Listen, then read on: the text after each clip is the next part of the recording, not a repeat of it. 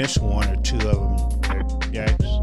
Every time you turn around, what's happening? What's happening? What's happening, people? It is a Sunday, so for those who are always have hung out with us, y'all know what Sundays are here. For those who don't know what we do on Sundays, we hang out with Dexter Taylor. That's what we do. Find out how Dexter is doing, seeing how his week has been and things, and getting caught up with the situation that he's going through right now. For those who don't know, Dexter Taylor calls us on Sundays. He is a political prisoner right now in a prison in upstate New. What prison are you in anyway, Dexter? It's called Coxsackie, which is also the name of the town. Coxsackie State Prison. Coxsackie State Prison. Coxsackie, yeah. It's a Class A maximum security prison. There you go, and that's what we do. So we're talking to Dexter, who is right now sitting behind bars on a on a computer, internet, landline type thing. It's an Android tablet that's got a special phone app that lets me, call anyone who's on my allowed calls list. All right. Hey, so yes, we didn't get to touch base on last Sunday. It was Easter. Oh, that's right. Yeah. Yes, Easter sir. Sunday. It was Easter Sunday on last Sunday. So we're 2 weeks out, man. 2 weeks out. Mm-hmm. Yes, sir. But I don't. Yeah. Well. Before we get started, really get into it. Let's talk about them tariffs. Let's talk about who blinked. Talk about the tariffs? Let's talk. Oh, I said if this doesn't work, we're gonna have a conversation. If he blinks, which he did, and China basically said, you can kiss all of this rear end. We ain't falling for it. Not only that, but then China said, America, if you want to bypass all of the garbage, here is where you get. Dude, I ordered 2 pairs of jeans, and what it cost me for one pair, I bought 2 pairs of jeans from China. Mm-hmm. I'm like, if Trump didn't do anything else, he opened up the door for us to start getting this stuff that cost us an arm and a leg. Oh, brother, no. So it backfired, Dexter. Now what, you have to update me on that, because when you say he blinked, what do you mean exactly? Like I'm not seeing when I look at the AP News line, I'm not seeing that headline. Like what exactly happened?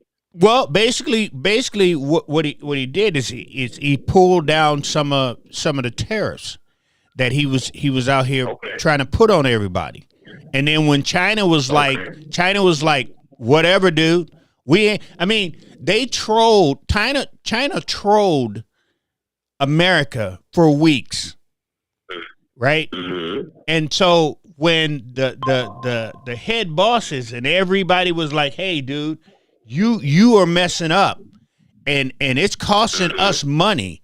And when Elon Musk started going into the red, they were like, okay, we got to figure something out here. We got to open up something. This isn't working. It isn't working like I thought it was going to work. Now America, I mean, now all those on the outside of America is sitting there going, forget you. We'll just trade with. I mean, they have everything, right?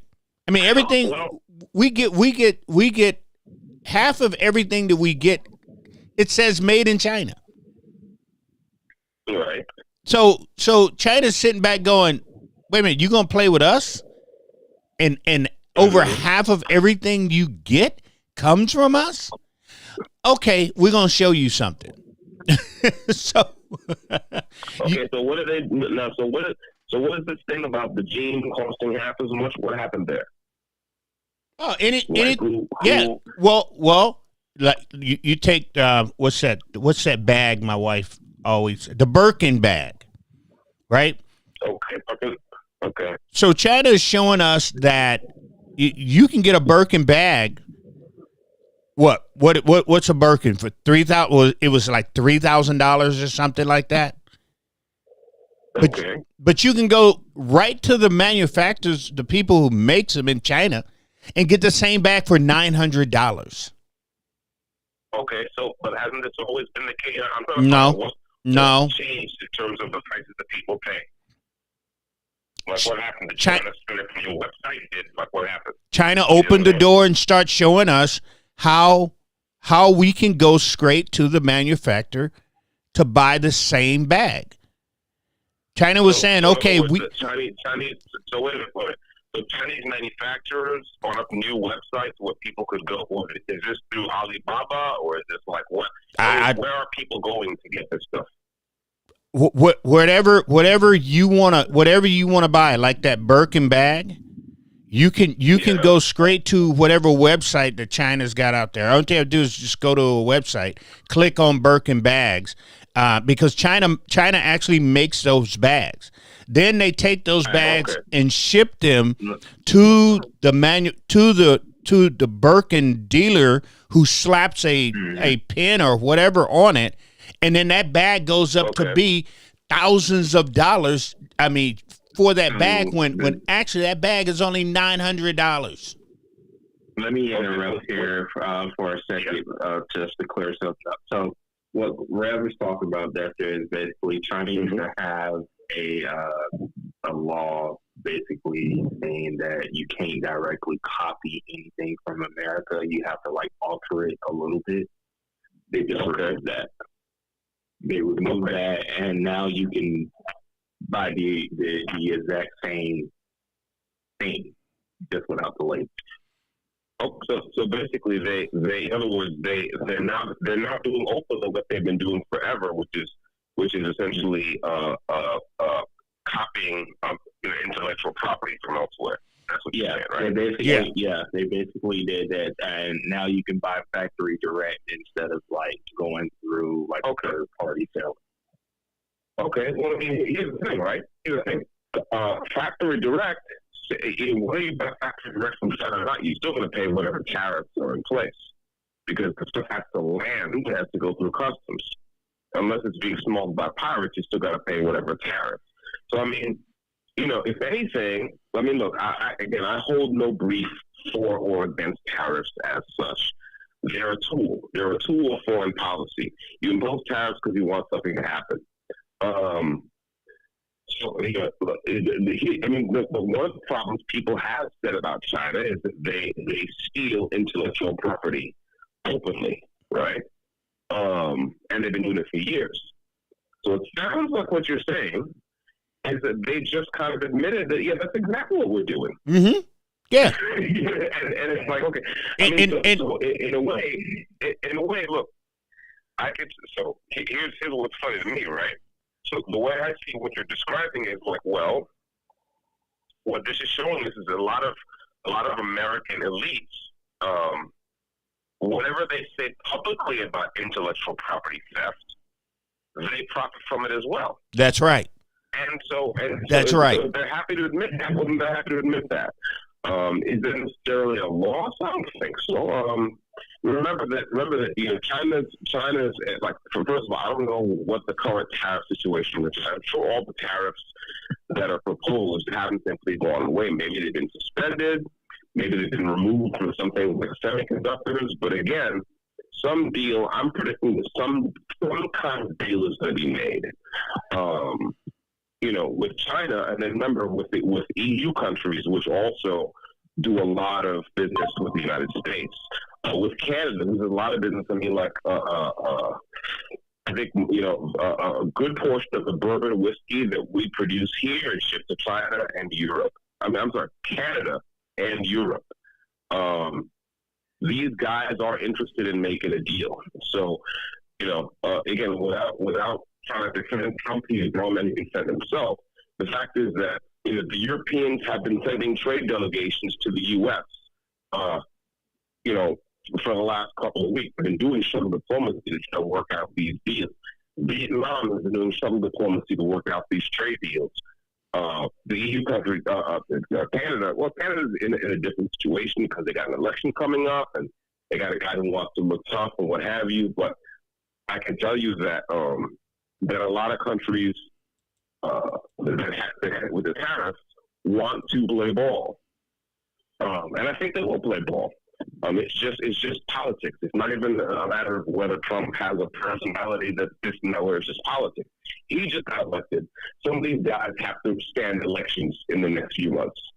They have to play ball because if their economy goes bad, people may say, well, Trump is a son of a bitch, but as a matter of fact, there are people in their country are going to blame them. That's how the method of politics works. So that's why I think ultimately some deal is going to be made. The last I heard, the EU was proposing a zero for zero tariff deal with the U.S., which is awesome. That would mean that they drop their tariff. Because remember, a lot of these countries have tariffs on U.S. goods. Right? So here's a question. Why is the EU tariffing U.S. goods? Why? That's a good question. The EU, anytime something pops off in Europe or somewhere, they're like, oh, we need the Americans to come and put troops on the ground. Excuse me? What? So you spend nothing on defense. You want us to come and push us the door when there's some problem somewhere. Yeah, but you're imposing tariffs on our goods. Yeah, no. So I think the zero for zero deal would be great. The last I heard from the AP Newswire, Trump was trying to work in some additional natural gas contracts with that. If they can do that, that's wonderful. And I think a zero for zero with the EU would be an awesome situation. I think zero for zero for Vietnam would be a lot of China's manufacturing has now moved to Vietnam. People don't know this. China itself has begun to outsource manufacturing as their middle class has grown. Right? So a lot of manufacturing that you think, oh, it's made in China, it's really made in Vietnam or something like that. So zero for zero with Vietnam would be a great situation. And I don't know what the deal would look like with China. China's an extraordinary situation because we really kind of built up their manufacturing economy at the expense of ours. And that's not something you can reverse overnight. It's not something anyone, Trump included, can reverse overnight. So I would say at the end of the day, look, here's the thing. If American consumers can get what they need for less money, right, that's a win. In other words, I don't care if Trump looks good, if Trump looks bad. The point is that, like, if it winds up in the long run being good for the American consumer, then it's good. You know what I'm saying? In terms of this particular issue. And I'm saying it could very well end up being good for American business and good for American consumers. And even good for the rebirth of American manufacturing. But it's also true to what you say, right? That yeah, China is big enough that like you can't just bluster and push them around. Like they're not gonna climb down in public over that. But again, it's also true. Yeah, they've been trolling us in public, but the fact is we don't know what's been being said on the back channel. And if I'll say this about land, if in the 1960s, right, we had American and Russian warships facing each other in the Atlantic Ocean, ready to blow each other to kingdom come, and there was a back channel where Kennedy and Khrushchev were actually talking and negotiating, then I'm pretty sure that in the case where all it is, a question about tariffs and taxes and trade and what have you, then I'm pretty certain there's also a back channel in which American and Chinese negotiators are talking things over. That's what I would say. That's my take. No, you're right. No, that's cool. But like I said, the part I like is sitting back, looking up some of these places to where I can just go directly to the manufacturer Yeah. and buy because like I said, if I can hit a 2-for-1, I'm all over it. So these things are like they're actually the same product, but they don't have the same label. Right? That's right. They're unlabeled, right. That's right. Well, that's obviously been going on for a very long time. And I find it very interesting that they're just now being open about it. Like, okay, yeah, this is what's going on. Yeah, they're just flat out. They're just flat out telling the truth about it now. I mean, it's a zero secret that they make it, ship it over to Italy, and that little pin that they stick on that bag from and all of a sudden that bag goes from $900 to $3,000 just for sticking a pin on it. That's just it's crazy, man.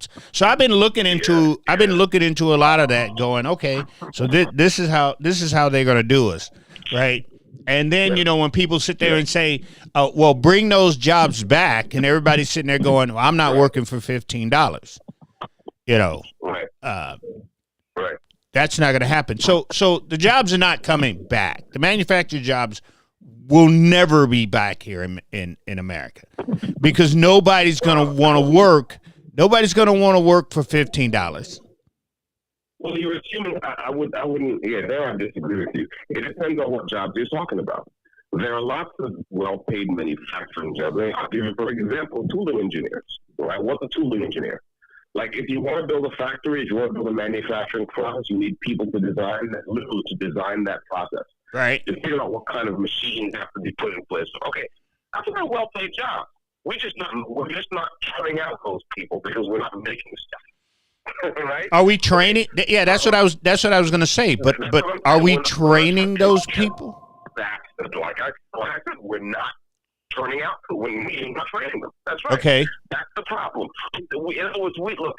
This whole American manufacturing, it goes deeper than just moving factories. We decided at a certain point that it was going to be college was going to be the thing. Right, for young people getting out of high school to be college, and everything else is like a distant second class. So we haven't been training tool and die mechanics. We haven't been training skilled machinists.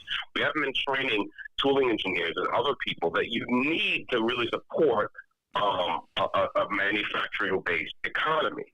That's a problem. Is it a problem that can be fixed? Yes.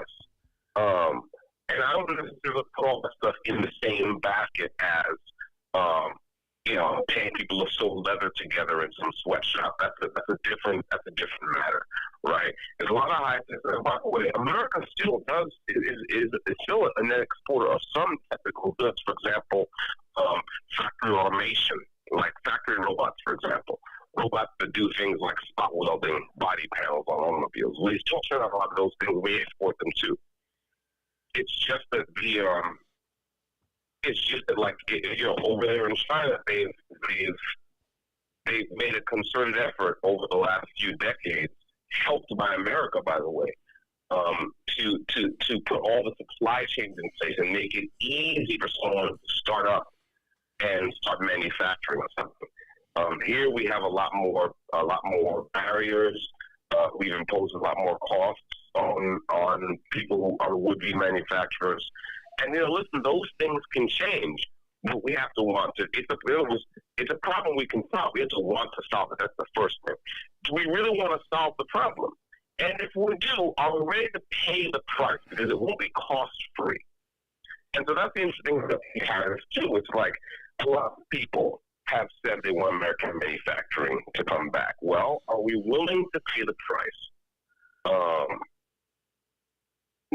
And I think we should be, because ultimately I think if you're not making anything, you're going to be a second-class power for long. I just really do believe that. You have to, innovation is fed by production. It's not like you can have innovation in a bubble and then all the production and you can keep that separate forever. It's production that drives innovation. It's making stuff, solving the problems around making things, that push you to do more technically interesting stuff. And I don't think it's an accident that American science and engineering is kind of stagnated. Like, you know, a lot of the stuff we're seeing is kind of like just sleeker, smaller versions of stuff that have been invented. Right, because we haven't invested in actual production. So I hope we start to bring more manufacturing here. Look, I think we could start this way. We have to start by making it easier for people to start businesses in cities. And right now, we have a lot of Democrat-run cities where it's very,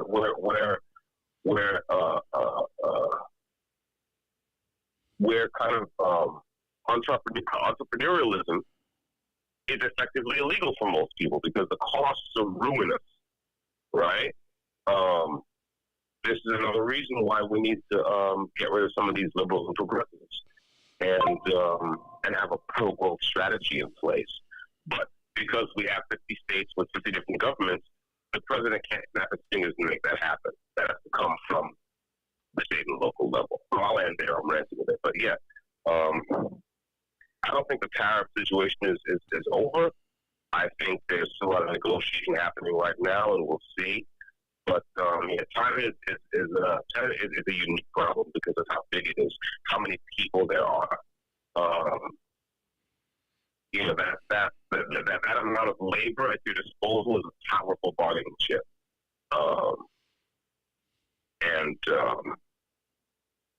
We have to come correct to that negotiation. So that's what I say. Right. Most definitely. So, for those who are just jumping on, you can go to my page, or you can go to You Are a Smartass Carl at You Are a Smartass Carl, and see that Carl right now is putting out information on Carbon Mike, Dexter Taylor, and tells you how you can donate. If you look at it and say, well, you can't donate, you can also share the link, please, ma'am and sir. So we got a lot of people, man, y'all jumped in here early tonight. Usually we don't reach this here status at least an hour to about 45 minutes that Dexter is on. But man, you guys missed him from last Sunday. So that's always a good thing. But again, if you want to know his story and you don't know it, you can go to Dexter's website, or go to my page or Carl's page right now. Carl is getting all that information out on the pages. You have 1 minute left. And I'll let Dexter do what he got to do, and come back, and then we're gonna get into something else here.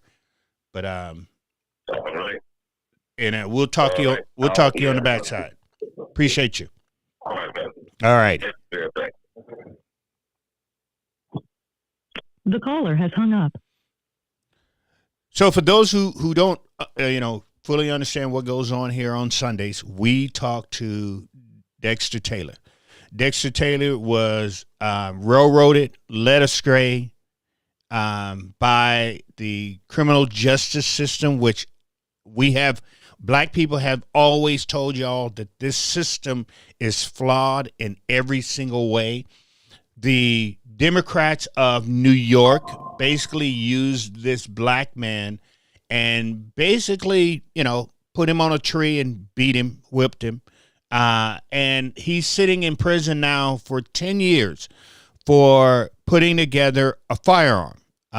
In New York, I guess, every piece that you buy or everything that you touch has to be paid for, labeled, and the whole 9 yards. They came up with this way to make sure that certain people, mainly us, didn't get our hands on firearms. That's what it's really about at the end of the day. Well, Dexter got caught in the web.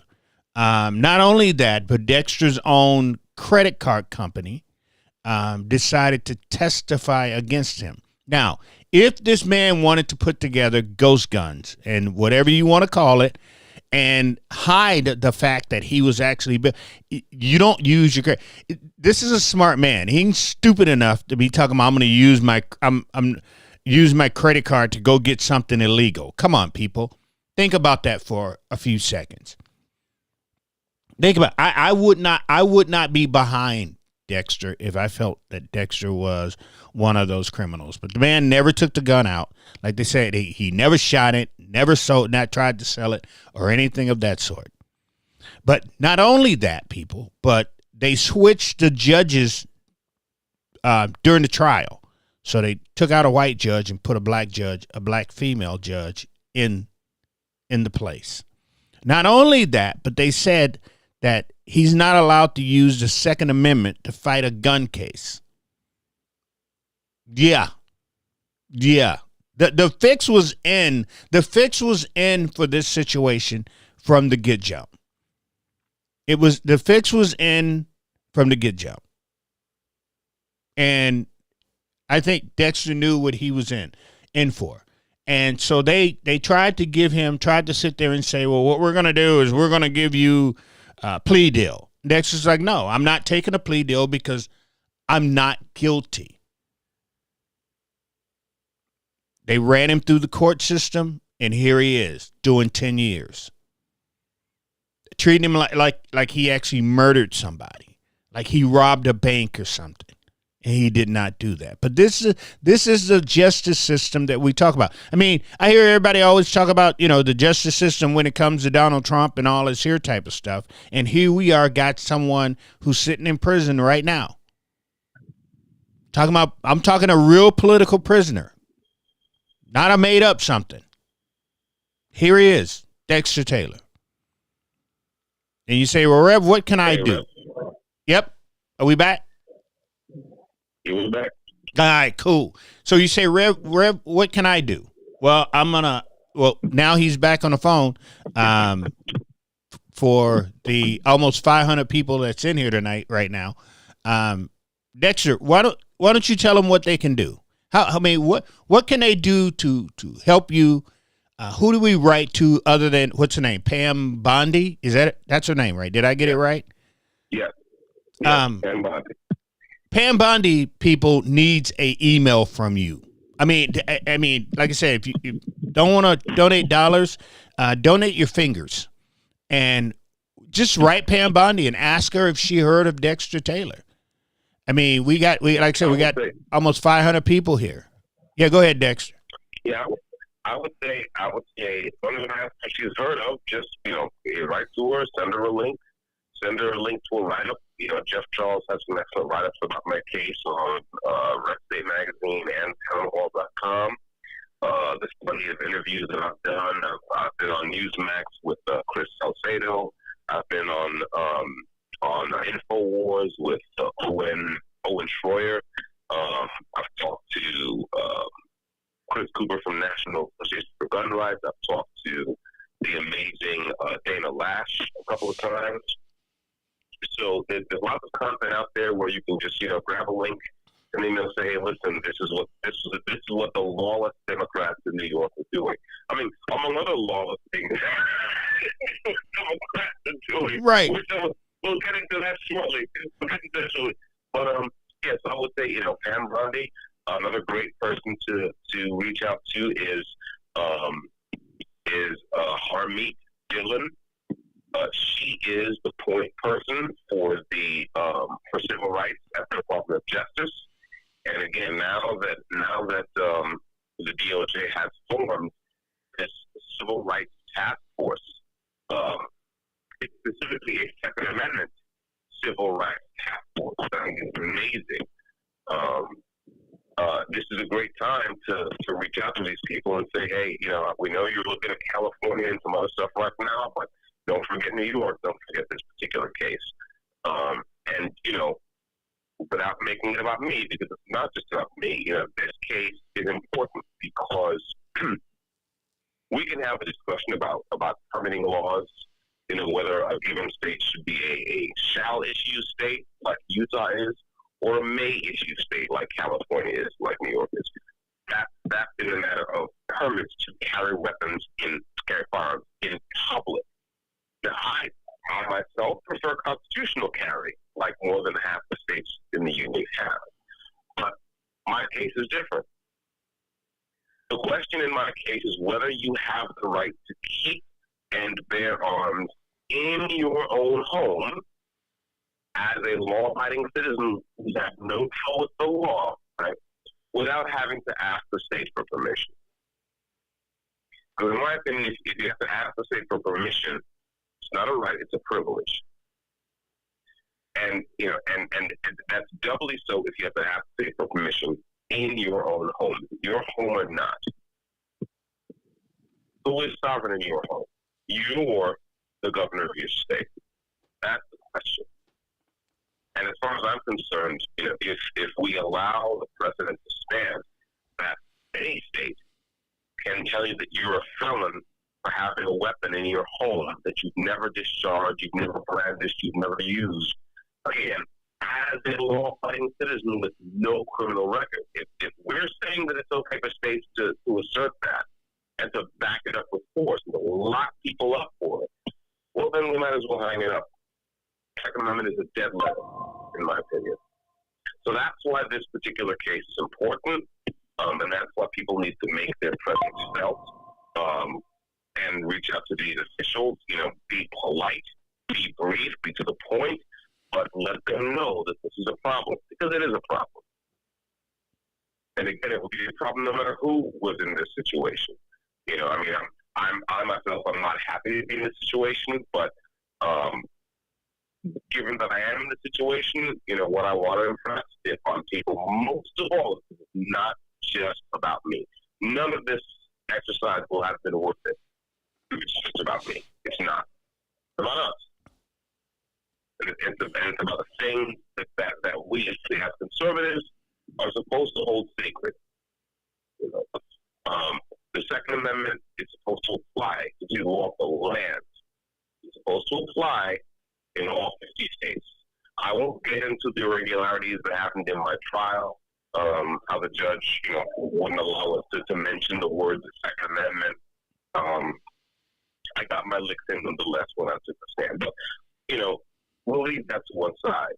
Again, this is a very basic issue in my mind. This is about the right to manufacture firearms in your own home, which is what I was doing. And again, I've never had a problem with the law. I passed a criminal background check to become a member of my local gun range. And, my politics, might not be to some people's liking, but they're perfectly respectable. And perfectly non-crazy politics. So no one who's honest can say I'm some kind of a Ted Kaczynski figure who was plotting any kind of craziness. You can go look at my YouTube channel and see that's not the case. So, that's what this is about, and that's why people should reach out. I will add to what Reverend said. I just had an email from my very good friend and brother, Mr. James Blott, B-L-O-T-T. He has a website called The Reflective Preacher, I believe, reflectivepreacher.org. James is just a beautiful human being. He's a member of the Foundation Society, which I started some years ago. He's, of course, a believing Christian, a citizen of the UK. And some time ago, as he told me in this email, he was on a cruise in the Mediterranean that's sponsored by a conservative named Mark Stein, S-E-Y-N. It's called the Stein at Sea Cruise. And there were a lot of interesting people along on that cruise. Father Calvin Robinson, another UK guy, who I was actually planning to do a podcast episode with before I was overtaken by events.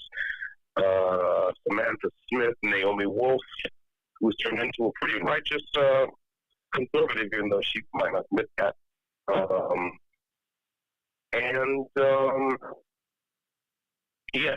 There's what's his name? Excuse me.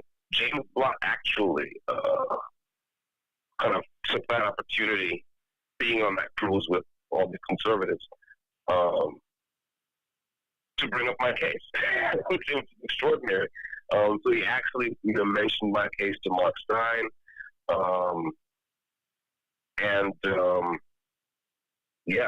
I thought it was amazing that he did that. He didn't have to do that. So I would encourage you, if you're listening to this, reach out to Mark Stein on social media, STEYN. Let him know that you've also heard about this case that James Blood mentioned to him, and let him know that it might be nice if he raises his voice in support. The more people know about this, the better. I've been talking for a bit, but let me just say that the kind of the lawless liberals and progressives that are running New York into the ground as it happens. I'm not really proud of what they've done here, which I find interesting. Before my case went to trial, we had the Brooklyn District Attorney on hot microphones making prejudicial statements about the case. The Brooklyn DA said, we're going to make an example of Mr. Taylor. However, this is a city where all kinds of things happen to people in the streets, all kinds of robberies, muggings, rapes, home invasions, murders, so on and so on. But the Brooklyn DA chose to like me and say, we're going to make an example of Dexter Taylor. But strangely enough, when we lost the trial and when I was convicted and then sentenced, we didn't hear much from the Brooklyn DA. So now, why didn't we hear much? Like, wasn't this going to be a flagship case, Reverend? Wasn't he going to make an example of me? Well, why isn't he talking about it? Wasn't he going to rid the streets of a dangerous criminal who, at 53 years old, had never been in trouble with the law? Wasn't he going to do that? Well, why isn't he? So I want to help the Brooklyn DA. I want to help him make an example. And I think the more people know about this case, the worse it is for these Democrats. I think the more people know what they've done in this case, the more people will be outraged. And it will say, hey, listen, we know what's going on in the streets of New York City. Why are you defying the Constitution? Why are you defying the Supreme Court? Why are you violating the civil rights of a black New Yorker who's a productive citizen? And why are you forcing someone who was, again, a productive citizen, who could make a living, who was making a living, who had 30-some-odd years in the software industry? Why is this person now living at the expense of New York taxpayers? Why? Well, because you have a political agenda? Yeah, but let me ask you a question real quick, Dexter. Yes, sir. Just between me and you, you ever been in trouble? No. You ever go to jail? Nope. You ever been, just arrested on the streets just for being Dexter Taylor? Just for being me? No. Yeah. For being me. Hey, because that could happen, bro. That could, right? That can definitely happen. My mom swears. My mom still has a sneaking suspicion that they knew once they raided my house, kind of looked at my internet and they knew that I see. 2 years ago, I narrated. I did the voiceover narration for this documentary called "The Great American Race Game," which is basically one of those films that blows up the Democrats. I mean, it talks about the real history of the Democratic Party.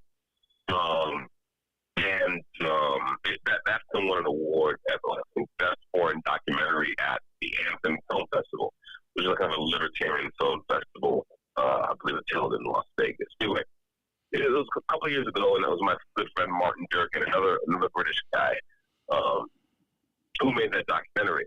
My mom thinks that the New York Democrats know about that.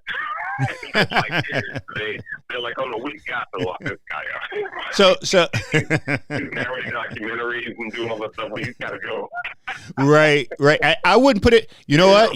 Your mom could be right, because I wouldn't put it past I would not put it past a Democrat Yeah. when they need to use a black man to make an example. Yeah. We've always been that way. Democrats started off that way, making examples out of us, right?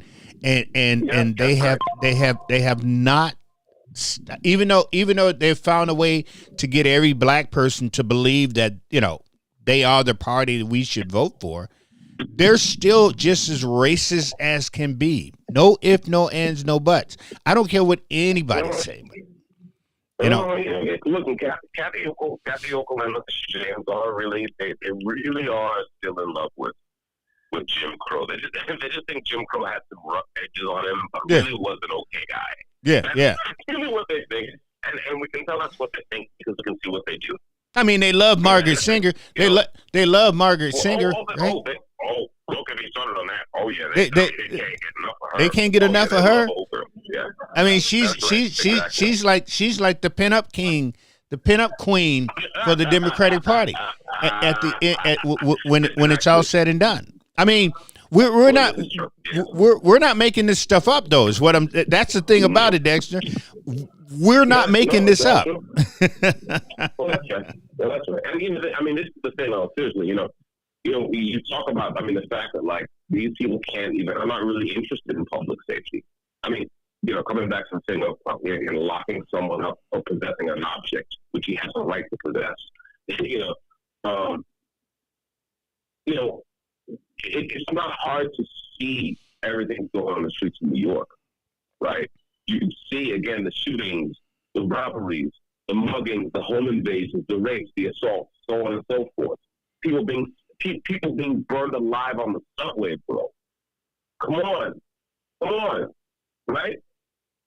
And you know, to think that they look aside from all that and say, no, wait a minute, what's really important, what we really need to do is to lock up a middle-aged software engineer, for being a gun nerd.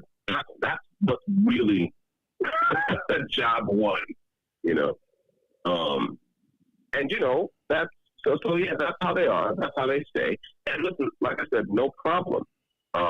It's just that, like, it's the way I see it, they're content to be the way they are, and I'm content to just do what I can to make sure everyone pays attention. I want everyone to do this, and bring your own eyes to it. People know I'm politically homeless. I'm not. When I talk about the Democrats, I'm not endorsing Republicans. I'm politically homeless. I have no party loyalty, none.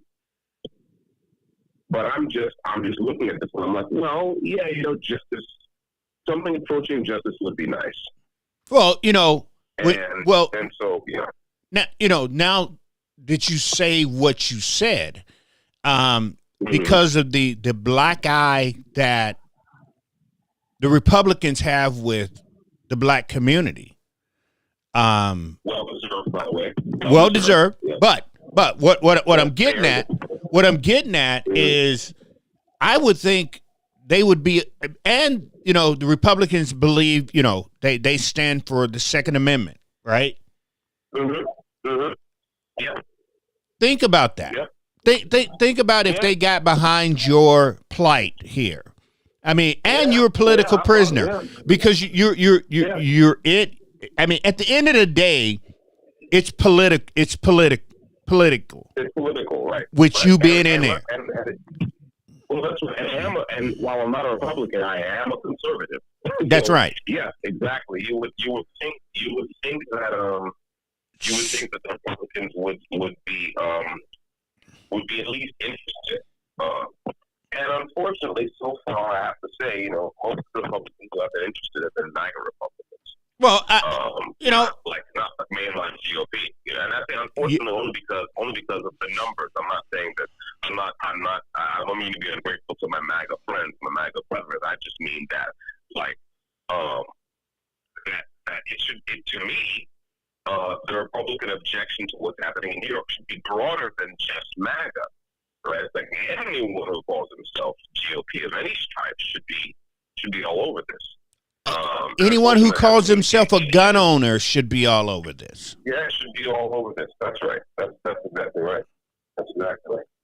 Cool.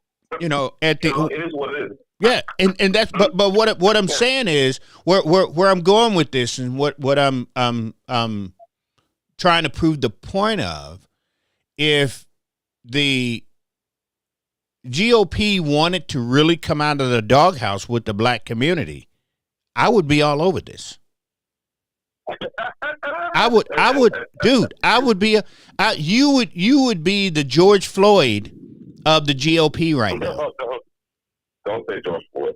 George Floyd had a criminal record. No. I understand what you. No. I get that part, but what I'm saying is, they've got, the Democrats have got George Floyd up on high. I just look at it that way and say, the Democrats used you. You're to me, you're a true political prisoner. Like I wasn't back in the 60s when they was throwing the Panthers in prison, when they was shooting and killing them. I wasn't there when Leonard Poitier went to prison. He's a political. He's right. He's a political. You are our political prisoner of this daytime, of this time right now. Right? Somebody, Rev, do you know a political prisoner? Yes, I do. His name is Dexter Taylor. So my whole thing is that if the Republicans really want to get out of the doghouse with the black community, and the Democrats telling everybody in the black community that look at those Klan members, and if they step up and say, yo, we want to take care of our brother, because number one, he's in prison for no reason. Number two, he's a black man that's in there. And number three, it's just not right, because the system that puts you in prison is the same system that they complain about with Donald Trump. Correct. The same system. Correct. Is it not? Correct. The same system. But they bitch and moan about Donald Trump. But here you are sitting in prison. I'm just saying, man. You know what I mean? It's true. It's true. I mean, look, speaking of Donald Trump, I mean, my good friend Dana Lash, shout out to Dana, and her husband Chris.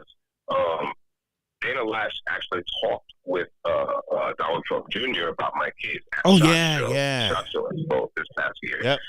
So it's safe to say that certainly we're on Trump Jr.'s radar. We're probably on Donald Trump's radar himself. Focus nobody knows that, but I'm guessing they talk.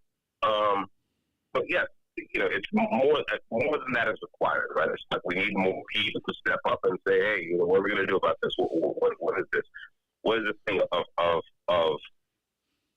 defying the Constitution to the point of sticking someone in prison for 10 years because he's a gun nerd? Because that's what I am, a gun nerd.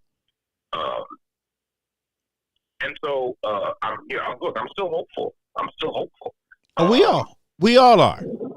My MAGA brethren have been Johnny on the spot with this. I mean, they've come out really strong, and that's wonderful. We'd like to just see more. The irony is kind of grim, right? That like the liberals over at CBS actually sent a news crew here to the prison to interview me, and it was actually a halfway decent, non-hostile interview. I was shocked. I thought this guy would be trying to get me with all gotchas and this and that, but it was really quite sympathetic. But Fox News has been nowhere to be seen. I think that's a grim irony. I'm not surprised, but it's ironic. So yeah, we need more people to step up. Put it this way: if the establishment conservatives don't take an interest, then it's down to us, it's down to the grassroots conservatives to sound the alarm. And that's why, and that's we've talked before about this, Reverend, is that's the thing about the MAGA movement that got me most excited is thinking of it as populist conservatism, as one of the most successful populist conservative movements in recent history. Well, I think it's time for it to become more successful and consolidate some gains and maybe really start to dislodge some of these lawless Democrats running our cities into the ground. And part of that involves exposing what they're doing, exposing what they're doing internally, whatever dirt they've got going on behind the scenes, and exposing what they're doing to ordinary law-abiding citizens who are just exercising a basic civil right. This is not an obscure civil right, people. This is really basic. It's mentioned in the Second Amendment. That's right after the first. You don't have to look hard. There's no obscure corner of the Constitution or the Federalist Papers where you got to infer this right. This is basic. This is basic. But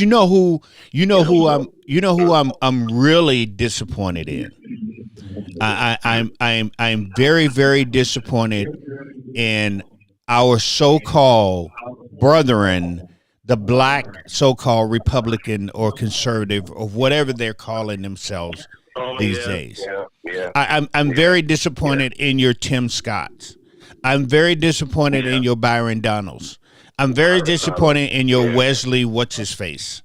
Very, very disappointed in them that they did not at least step out. And this is the whole thing that I always tell people.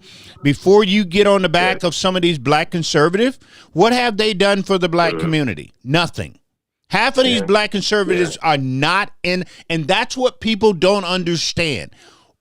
Byron McDonald do not have a black district. He's in a white so Byron would know nothing about what goes on in the black community. Nothing. So that's why when Trump put them out there, running around the country and they're saying this about the black community or that about, that's why I sit back and go, y'all are full of just donkey crap. They're full of donkey crap. But what I'm saying is, this is a very thing that they should be up there fighting for. Donald Trump had all of those black conservatives go up there. I mean, black Republicans go up to the White House during what was that? Black History Month, right? What did they go up? They went up there to take pictures. They didn't go up there to say anything about. Well, hey, we know about Dexter Taylor. They could have put your name in Donald Trump's ear. Yeah, that's true. We don't do for each other. What I'm saying, Dexter, is we don't do for each other, especially once we get inside of the house. Yeah. All of us Negroes, field Negroes, are out here watching the house Negro in there playing around, doing what they want to do, having a good time, drinking the good wine, eating the good ham, and then they throw us a bone and some water, bro. Man, it's unfortunate. I mean, I will. I'll never have a chance to give a shout out to my great friend, my sister, Sonny Johnson, who is one of the few really stand-up black conservatives who actually went inside the room and didn't forget who was outside. And didn't get her head turned by being inside the room. I mean, she's met these guys. Wait a minute, who was that again? I'm sorry. Sonny. Oh yeah. Sonny Johnson. Yes. Sonny Johnson. Yes. Which is why. Yes. Which is why they don't even have to talk to her. She's too strong for him, bro. Yeah. You know what I'm saying? It's almost like they had a CPAC at one time. Well, I think she was Monterey's +1 at CPAC. And she got on the stage and she let him have it and like never again. So there are real hardcore conservatives like Sonny Johnson who really, again, when they get up there they don't forget. Yeah. You're right. By the way, Sonny she also has a radio show on Sirius XM Patriot Saturdays. I believe it's at 1 p.m. It's called Sonny's Corner. So SONNIE, Sonny's Corner. Anyone who's interested in hearing her talk to people and chop it up, definitely check that out. You can also hear her for free on Twitter because she does a Twitter space, I think, on Mondays or Tuesdays. Definitely follow her on Twitter, Sonny Johnson.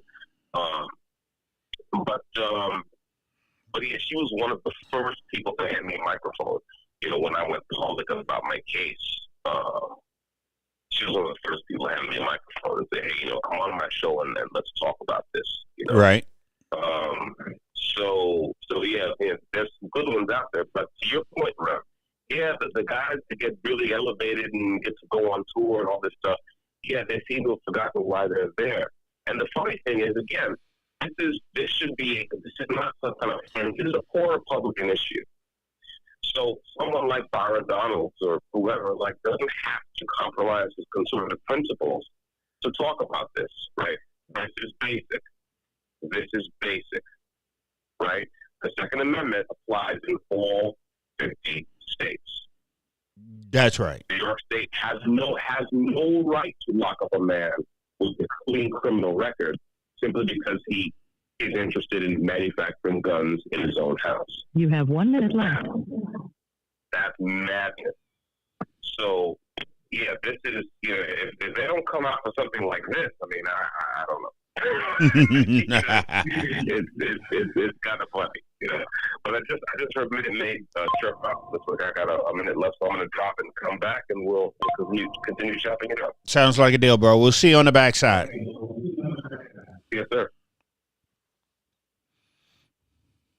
The caller has hung up. So I just want to say thank you very much for coming and hanging out with us on this Sunday. Giving Dexter someone to talk to, letting his voice ring out there. Again, we're doing all this here because we believe in this man should be free. We believe in freedom.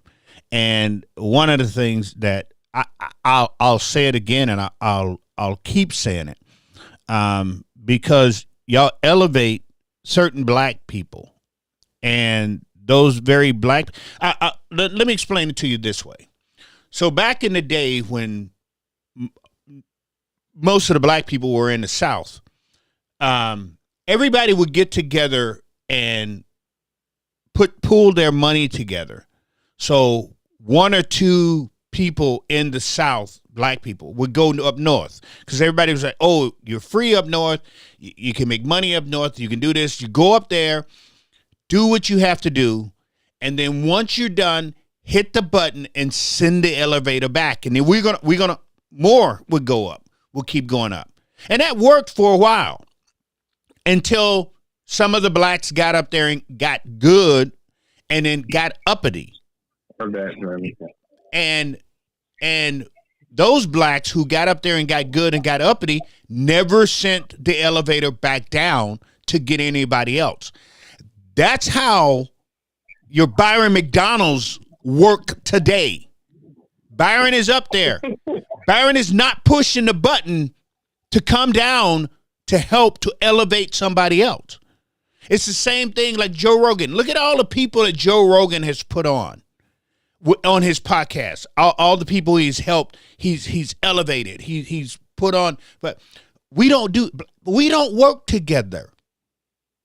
We don't. That's just the bottom line. It's a crabs in the barrel situation.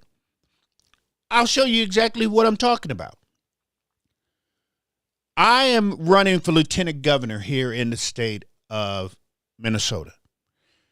I have to go into the black community and beg them like you would not believe to vote for me. And I'm telling them, here is what I plan on doing. I plan on making sure that your kids are not in the streets shooting and killing each other. I plan on making sure that we clean up Broadway, which is a pathetic place to drive down. We have North Minneapolis, where pretty much all the black people live, is the worst district, and it's ran by a black Democrat. But it's the worst district in the state of Minnesota. The worst district. That's where all the drugs are. That's where all the killings are. That's where all the assaults are. That's where pretty much no jobs are. They was going to close the only high school in that district. They was going to close it because it was so bad. But again, I got to go in and tell them, stop playing the damn victims. Let's move ahead. Let's go. You gave me the elevator. I'm coming down. I need to bring some people.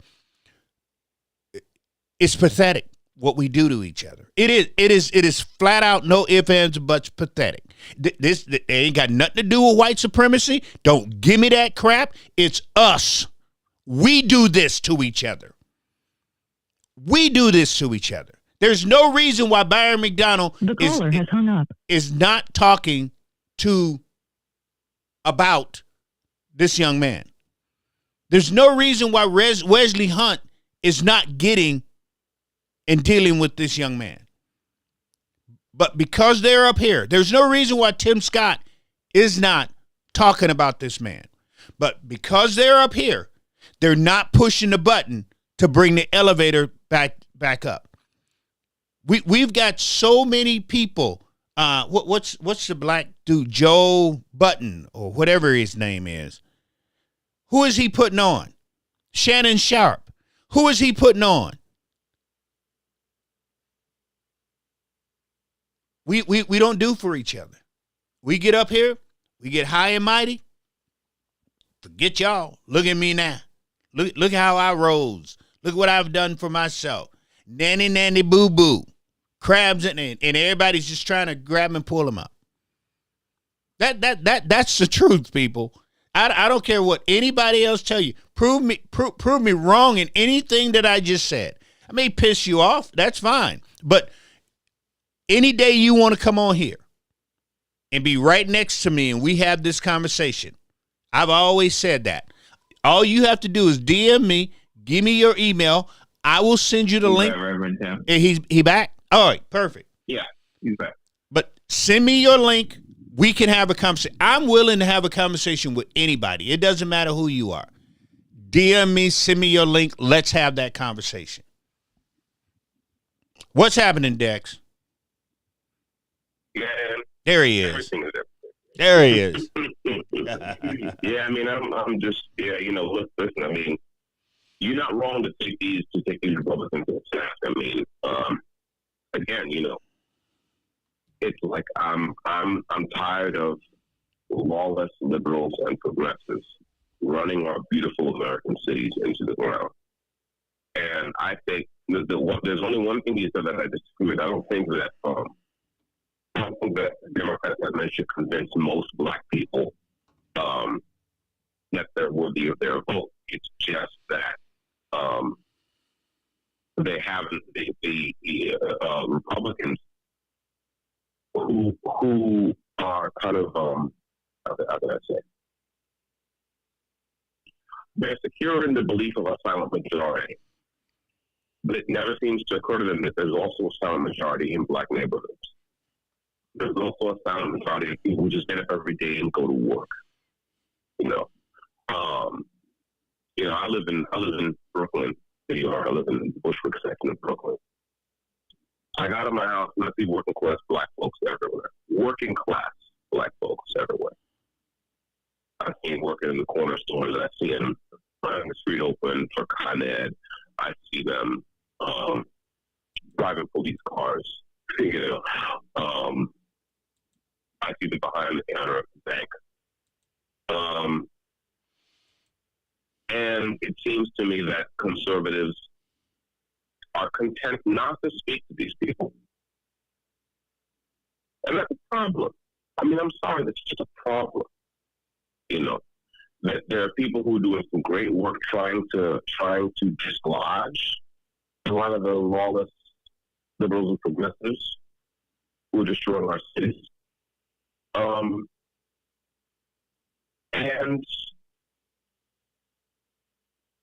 at the end of the day, for example, I'm thinking of Chicago Red, right? There's some very strong conservatives there trying to turn the city of Chicago red. Very strong black conservatives there. But at the end of the day, someone, actual conservatives have to step up and actually run for office.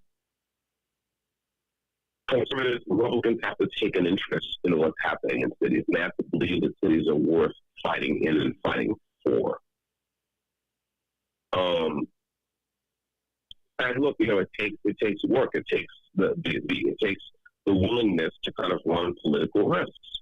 Well, If you're looking at a city that's already blue, let's say, well, Republicans are run no risk by stepping up and fighting because they have no position to lose.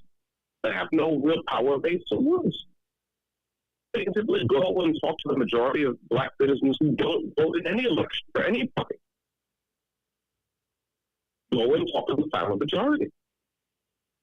This isn't some kind of obscure, political doctrine. This is basic.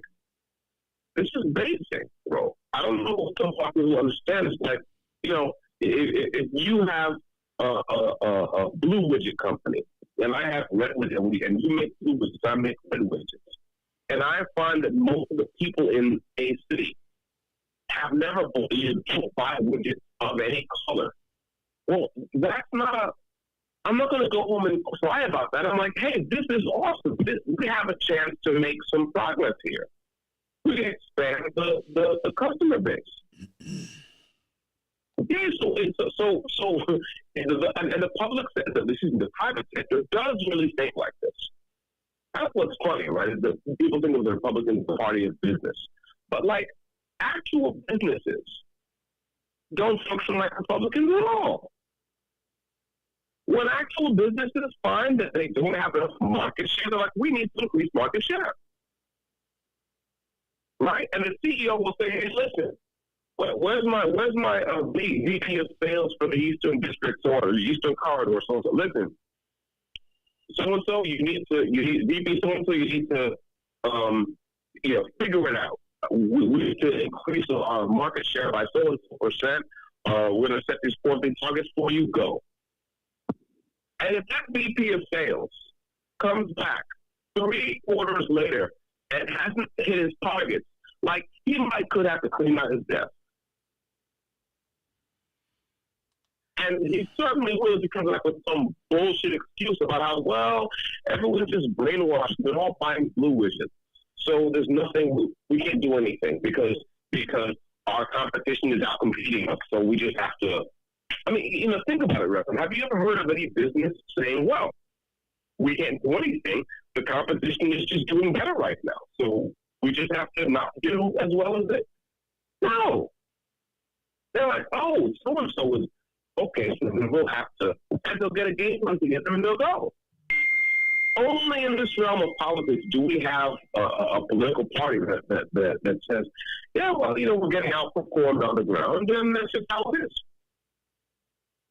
So I call that laziness. Right. That's just loser talk. And that thing's like, I hear people say that stuff, the Republicans can't get traction. It's like, listen, I'm sorry, I just don't, my time is precious to me, especially now. I don't want to talk to losers. I'm sorry. I mean, you know what I'm saying, Rev? It's like, all these guys, if they really don't want to try for these votes, if they don't want to reach out to these voters who are not voting at all, and at least try to persuade them, well, then, okay. But, that's loser talk. I don't want losers around me.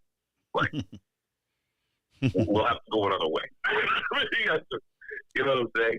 So that's really the thing. And so, and again, this is not just a matter of me being interested in getting out of here. Sure, I'm letting that in. But aside from that, before I was a political prisoner, I was still a citizen. I was a conservative. I still am.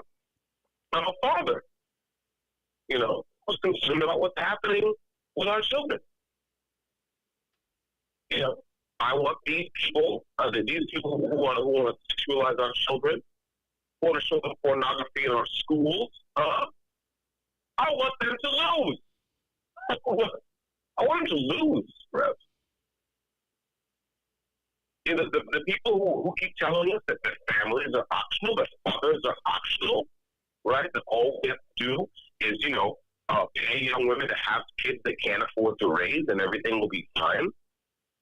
And when you point out that everything is not fine, it hasn't been for decades, they say, well, we're not doing it hard enough. I want those people to lose, brother. It's very simple. I want them to lose. And someone has to challenge them. And I'll do what I can to challenge them. when I had my liberty, I did everything I could to challenge it. Right. Yeah, you can go. Anyone who wants to can go. If they got Amazon Prime, they can go look at the movie, The Great American Race Game, by Martin Durkin, narrated by Carmen Mike. That's me. Okay? But I mean, at some point, the professionals in this game need to step up and make a serious challenge. Get serious about winning. There's lots of things that the president cannot do. Yeah, NAGA got a big win this past November. Trump is back in office. Wonderful. Okay. But there's lots of things that we have to change, we have to fix, that the president cannot fix, that no president can fix. It's not in his power to do. It's not in his gift to do that. We need state and local leadership.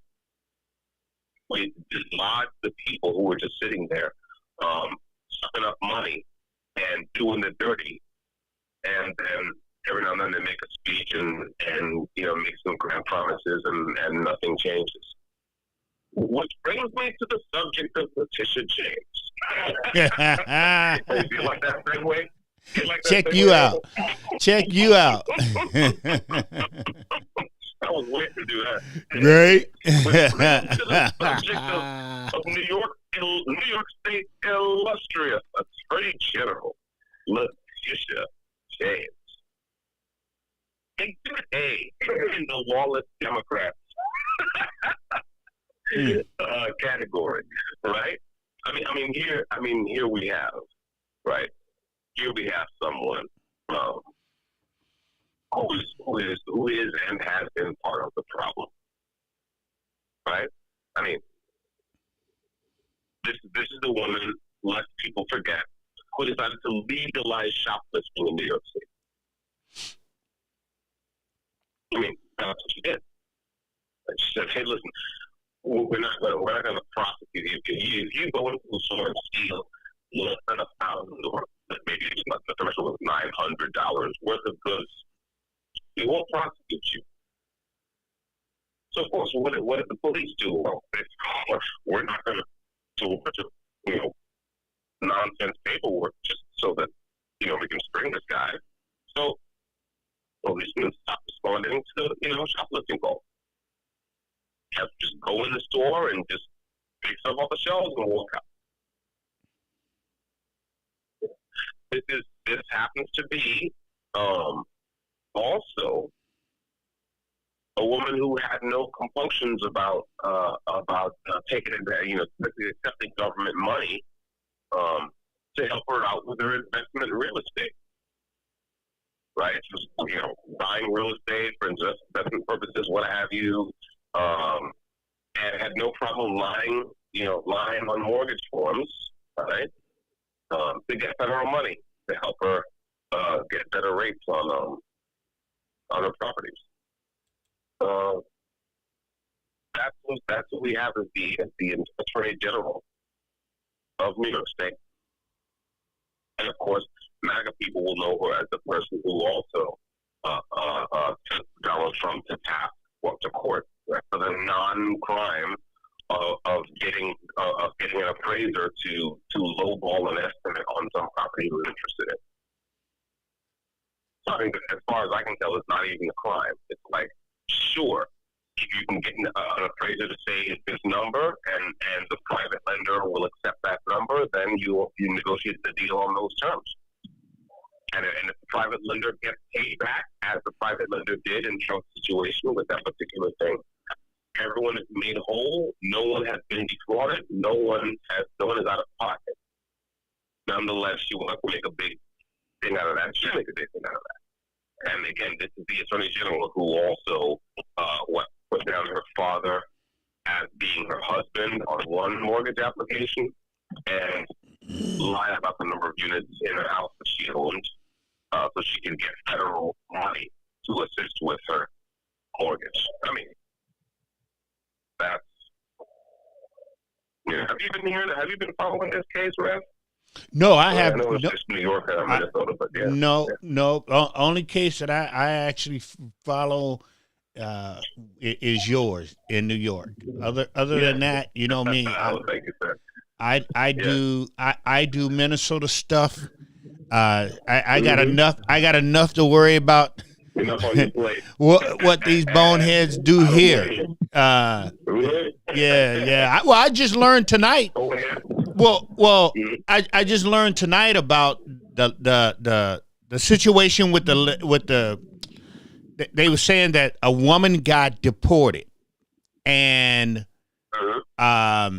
one of the kids had cancer, but they wasn't telling the whole story, right? They didn't tell the story that the mother wanted to take them, but the dad was still in America. Yeah. The news didn't tell the whole story. They just told you half. That's interesting. Yeah, Right. yeah. But you was talking about the Letitia James situation. I mean, do they have enough on her to make a move, or is this just somebody talking though? They have made a move. They have? I forget.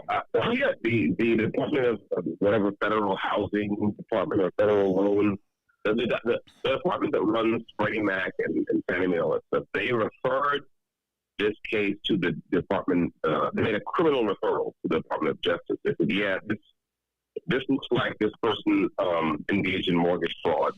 Check it out." So now the Department of Justice is, I would guess, poised to investigate this case. It doesn't look good for Lucius James right now. I mean, yes, everyone is innocent until proven guilty. The problem is that this is a matter of her signatures on documents, which are materially false, right? In other words, the signature is real, but what is said on the document is false. Her father was in fact her father and not her husband, as she represented on one form I believe, to get a mortgage on a house in Virginia. She, at the time that she purchased that house in Virginia, she did not intend for that house to be her permanent residence. She could not have, because she was the Attorney General of New York State. You can't be a permanent resident of Virginia and be the AG of New York State. Okay. That's two. Okay. And of course, the other house that she owns in New York, the certificate of occupancy says that it is a 5-unit, 5-residence dwelling. Multi-residential apartment house. The C of O, the official document, is 5. She represented it as 4. Now you may say that's an innocent enough error, typos, whatever. The problem is that four dwellings in the same building is a threshold. Above 4, you don't get those preferential mortgage rates. You don't get federal mortgage assistance as she got by claiming that there are only 4. So all these, what her people are calling innocent mistakes over the years, because again, on multiple documents over the years, there were these misrepresentations. Every error worked in her favor. Every so-called error, I should say, worked in her favor. Right. So why are you saying that this dwelling has only 4 residences when it has 5? If I, as a citizen of New York, misrepresent the number of dwellings in my building, they're going to come down on me hard. Right. You're lying on a mortgage form. You're lying on. But she managed to do it for years, and until now, there were no consequences. And some enterprising private citizen started looking into her records and said, "Oh, wait a minute. You got this house over here. You got this house in Virginia. You apply for these mortgages, federal mortgage assistance, meaning taxpayers are financing your discounted mortgage, and you don't qualify, but you lied to put yourself in line for this money, this federal money. So it's now a federal case." Again, DOJ, I would guess, is looking into it because they got this information as a result of a criminal referral from the federal housing department, whatever that Right. agency is called. So yeah. So she's in another trouble. Yeah. She's really lawyered up. Well, I'm gonna have to look that one up. Because no, I have not. Yeah. I have not been keeping up with what she's been doing over there. So, Yeah. or Yeah. getting herself in Yeah. trouble. My mom's been keeping me abreast of it because so far the news outlets are keeping really quiet about it. On the AP News Wire that we get on the app on this tablet, there's nothing on the Reuters News Wire. I think CBS did one thing about it, Right. but mostly it's been pretty quiet, which is kind of, to me, that looks like the media kind of running interference for it, because let's face it, New York is a big state. And so, even an allegation, a credible allegation of wrongdoing by the Attorney General is a big deal, right? And so the fact that you don't see more of that, to me is suspect. To me, means that the media is by and large, still kind of running interference by maintaining radio silence about this. But yeah, she is in some trouble because it's a crime to do that. Yeah, you have to be lying on these ones. And that's a very different thing from the non-crime of simply getting an appraiser to lowball an estimate so you can get a better deal. I mean, that's just true business practice. I can't see that Donald Trump engaged in a crime when he did that. But, well, she's going to say she didn't know.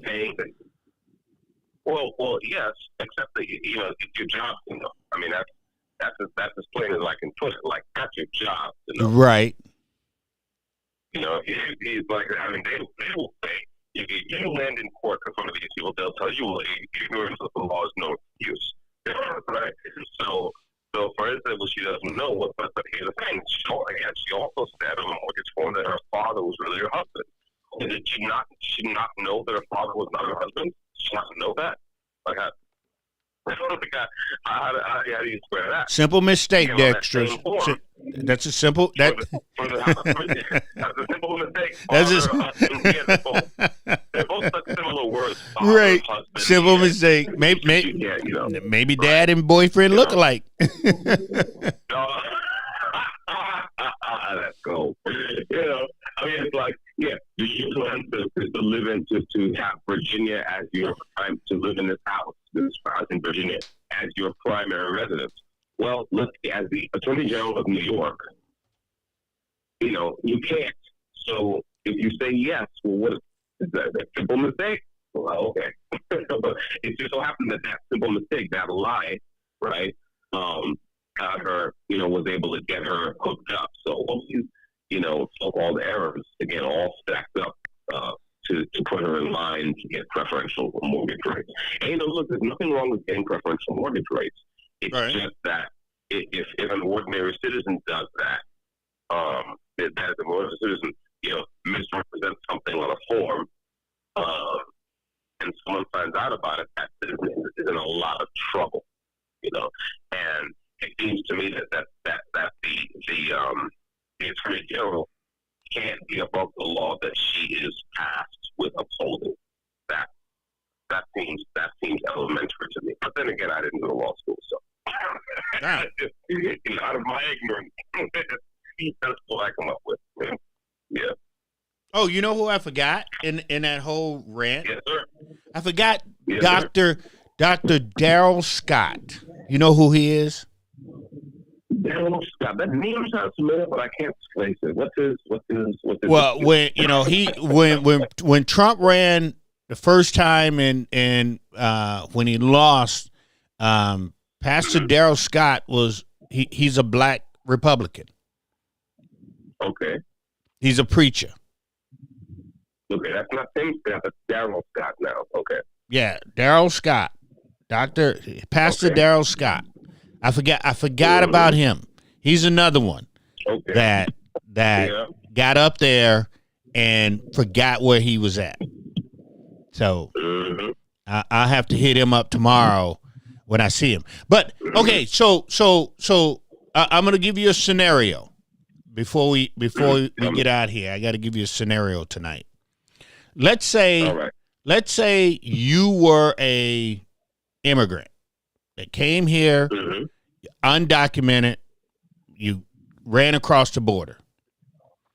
You've been here for years, and all of a sudden you get your citizenship and everything. But then your wife don't get her.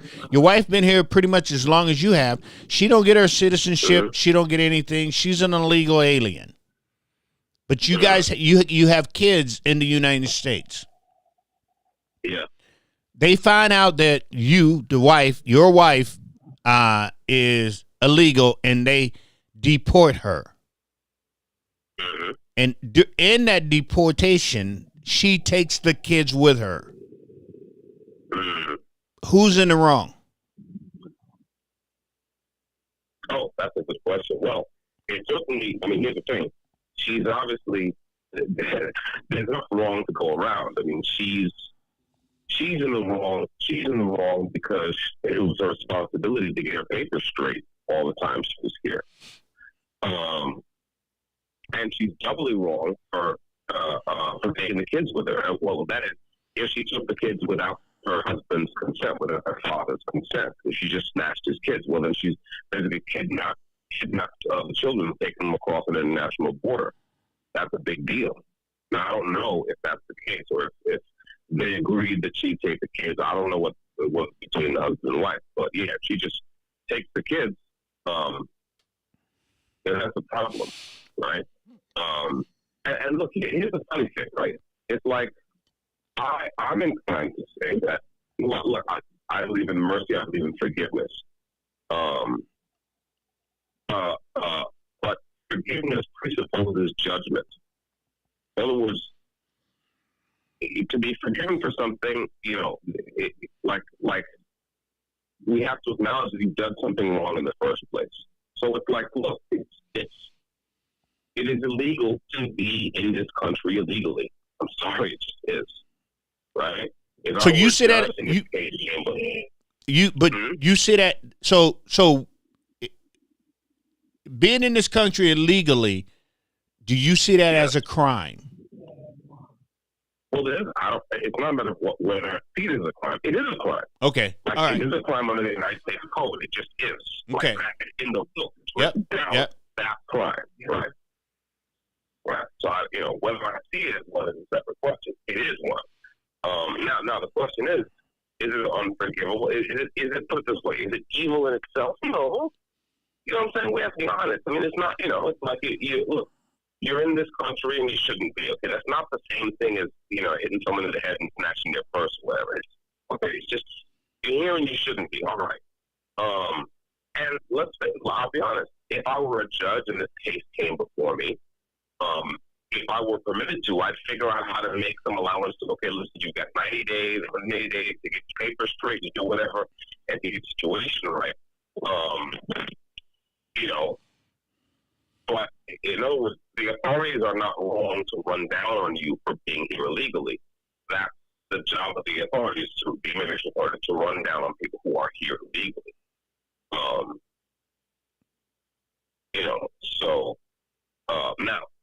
Now what the process was, that's a different story. Like, is she entitled, for example, I don't know this, but the question is she entitled to a hearing before she's deported? Is there a process? Was that process followed? These are all good questions. Yeah, I know. Just because we're angry about illegal immigration doesn't mean we need to give the government a free pass to just scoop people off the street and go on a plane.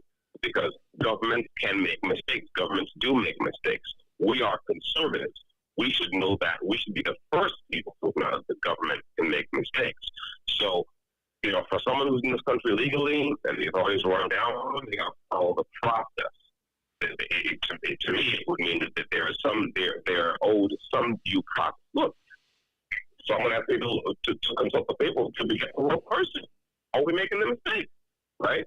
Okay. And then beyond that, of course, yes, I think the authorities in question, if they can show mercy, and if it seems, then they should. In other words, this person wasn't here, causing trouble, committing crimes, selling drugs. She was, Jesus Christ, she was raising a family. Okay, so listen, hey, sweetheart, you're here legally. That's a problem. Okay, in my opinion, we should do everything possible to make it so that she can stay, because she's actually contributing to American society. Her husband's a citizen.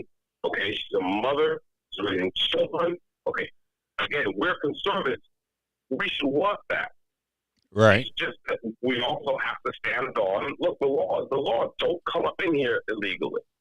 Don't just, get into this country and lay in the cut for 5-10 years and not get your papers straight. That's a problem. So, the government is in the right to enforce the law against her. And at the same time, I think that in her particular case, I think that would be a case where I'd be inclined to show mercy. On the other You hand, have 1 minute left. if she kidnaps the man's kids, then that's a real problem. Now I want to come down like a ton of bricks. Like he, come on, you gonna snap someone's kids and take them to another country because what? So that's what I would say. It's like we have to, the law matters, judgment matters, right? And also mercy matters. But what I object to is preemptive mercy. You can't just open the gate and say, well, come on and we forgive you. No. That won't do. We can't have all these people coming up in here and then disappearing. And you don't know who is where. Who are you? Do you have a record? Are you a terrorist? Are you here to cause trouble? You're a gang member. We can't have that. So that's my kind of complicated take on that issue. I just submitted chime in, so when he drop and come back. Thank you for using Securus. Goodbye. All right, how we doing? Once again, I just want to thank each and every one for coming and hanging out with us on a Sunday with Dexter Taylor. Like I said, we talk about what's going on in the world. We talk about what's going on with Dexter, things of that sort. So I think we're going to we'll probably do another 35 minutes here, and then we're going to call it a night. It's always good to have him on, always good to chit-chat and talk with him, and just to see how he's doing, to make sure his mind is clear. That's another reason why we like to do that. And like I said, to catch up with him. It's a crying shame that this man is sitting in prison right now. It is to me something that is just foul in every way that you can think of it, sense and form. But like I said, if you don't believe that the Democratic Party have it out for certain people and love to make them to be their whooping post, Dexter is a perfect example of this. All right, but Dexter is a perfect example of the mindset and how the Democratic Party works. They do things in a very underhanded way, and then they'll swear up and down that it had nothing to do with the color of this man's skin. I just don't. I don't believe it a little bit because of the switch of the judge. I just have to. Say it. Yeah. But we was talking about talking about the immigration and people getting deported. Yes, sir. Yes, sir. The analogy, they're not sorry enough, but the analogy is like, look, I think there are situations, right, where mercy may be called for, but first you have to have enforcement, right? First you have to actually stand on the law. Like for example, shoplifting is illegal. Like it's legal to steal bread. If I'm a judge, I personally, I'd be inclined to come down much harder on someone who stole a piece of bread to resell it, as opposed to someone who stole bread to eat it, right? Like if you're hungry and you steal, that's different. But it's still a crime. Like first they have to say, yes, no. We placed you wherever the evidence is nothing, so we really committed this crime. Once we've judged it, that's when mercy comes in, right? But the problem with lawless Democrats like Letitia James is she wants to preemptively forgive. She wants to say, well, okay, what's going to say that shoplifting isn't a crime? No, you can't have that. You can't have that. We can't have you just legalizing shoplifting because what if someone shoplifted because they were poor? What if they did? That's a good question. But first, we have to stand on no. You got to run down on shoplifters and prosecute them. And then when it comes time to sentence them, you can say, well, okay, what is this person's material situation? Are they starving? Are they just shoplifting because they want a shortcut? They want a free stuff.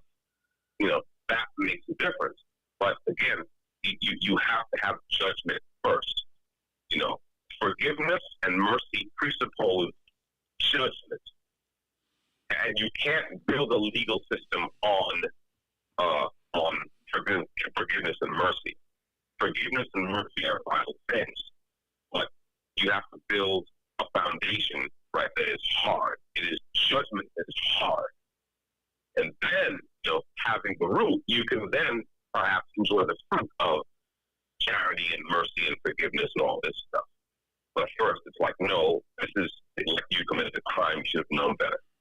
See, so it's the same thing with immigration. Like, no, we have to enforce these laws.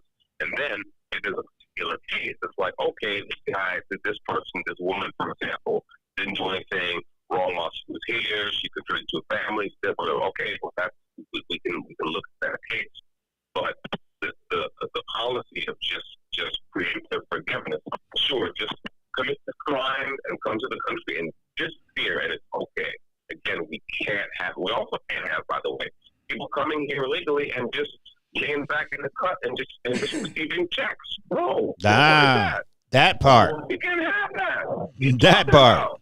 That's what I'm saying. Like, they're like, no, we got homeless people here. We got people struggling to pay bills here. We got people paying taxes, here. And then the other thing, just being honest, is that, look, a lot of the refugees come to this country. Economic migrants, call them what you will. A lot of places, they come here because of political instability or whatever in the countries that they are from. Now, in a lot of cases, that political level, in Honduras, for example, the instability in Honduras is partly of our making. I can admit that as a conservative, and we should, by the way, be willing to admit that as conservative because it's the truth. Right. Okay. It's just that what is not acceptable is for us to pay twice. So we pay tax money, right? Taxpayers paid money for a bunch of eggheads in the CIA to say, hey, let's overturn an election in foreign country because of reasons. And then we have to pay again when migrants from that country come and depress the price of labor and thereby harm American workers. No, like, that's not acceptable. That's not acceptable. So when people say to me, well, but we've done all this dirt in this hemisphere in South Africa, I'm like, yes, we have. Yes, we have, and that's the problem. And that we need to get our government under control. But that doesn't then give us license to kind of preemptively forgive people from coming into our country without any documents, without any season, and just, okay, fine, do what you want. It's an asylum process, follow the process. But the process can't be cross the border and disappear into the ether and no one can track you. That can't be the process. So, yeah. Yeah, no. I'm all aboard that. If you've been here, well, I think they're going after, or they got somebody that's been here for almost 10 years and hadn't even started the process of becoming an American citizen. Yeah, you've had every chance to become an American citizen, and you get here and you don't do anything at all to make that right. You get deported. It is what it is. Yeah. I mean, and by the way, listen, I'm also for opening up more legal pathways for American citizenship. Yeah. I'm also for that. Yeah. For example, it may be, I don't know the law, it may be that if you're here illegally to begin with, that getting the paperwork to become a citizen is enough to get you deported. That may be the case. I'm all for saying, listen, if, for example, if that's the case, if you're here illegally and you go and you try to start filing paperwork and embarking on that process, if there is some provision that automatically gets you deported, right? I'm all for relaxing that provision. For example, if you're a law-abiding citizen, you don't have a criminal record, you don't have you're not gang affiliated, what have you. You just, whatever, for whatever reason, you didn't come in the right way, but now you're putting the paperwork in. I'm all for, establishing a certain time to go, okay, you did something wrong, but you're trying to atone for it, you're trying to make amends, you're trying to get your papers straight. I'm all for relaxing that. I'm all for having a more expansive guest worker program. I'm all for having a point system where people with more skill sets get a preferential nod. I'm all for any kind of immigration policy that makes it easier for people to start families and be productive. But what we cannot have is people just showing up. And then again, to have like a bunch of young men, unattached young men just showing up and just getting money. No, absolutely not. And my liberal brethren, by the way, who are always complaining about what they call tax cuts for the rich, they should keep in mind that unfettered illegal immigration is a tax cut for the rich. That's what so many liberals don't seem to understand. It's like, opening the floodgates and letting people pour through legal paths in their thousands, and they end up in a labor pool somewhere with an kind of an uncertain status, right? That's a tax cut for the wealthy. Of course it is. Because there's lots of employers in the United States who want to have a workforce whose status is uncertain. Because those workers will never make anything. They're never going to lodge a complaint about safety conditions in the workplace. They're never going to, you can almost do what you want to them. Because they know if they pipe up and say something, they could be out of here on the next train or plane or what have you. So, this is the thing that people need to understand, and the Democrats especially need to understand. Like, the one reason why the immigration situation has remained such a mess for so long, no matter who was in the White House, is because hyper-capital wants it that way. Mm-hmm. And so that's it. So I don't think that we're going to fix this problem. I don't really think we want to fix this problem because, everybody benefits from having, up here in Minnesota, right outside of where I'm at, there's a potato farm. And what I can tell you is I'm not working in a potato farm. That's just not happening. No ifs, no ands, no buts. But we have people who are willing to go out there in that hot sun and work in that potato farm. If they come here, and I'm also looking at the point of saying, if you want to come here and work, but we know you're here, and then you want to go home, I have no problem with that. Yeah. Right?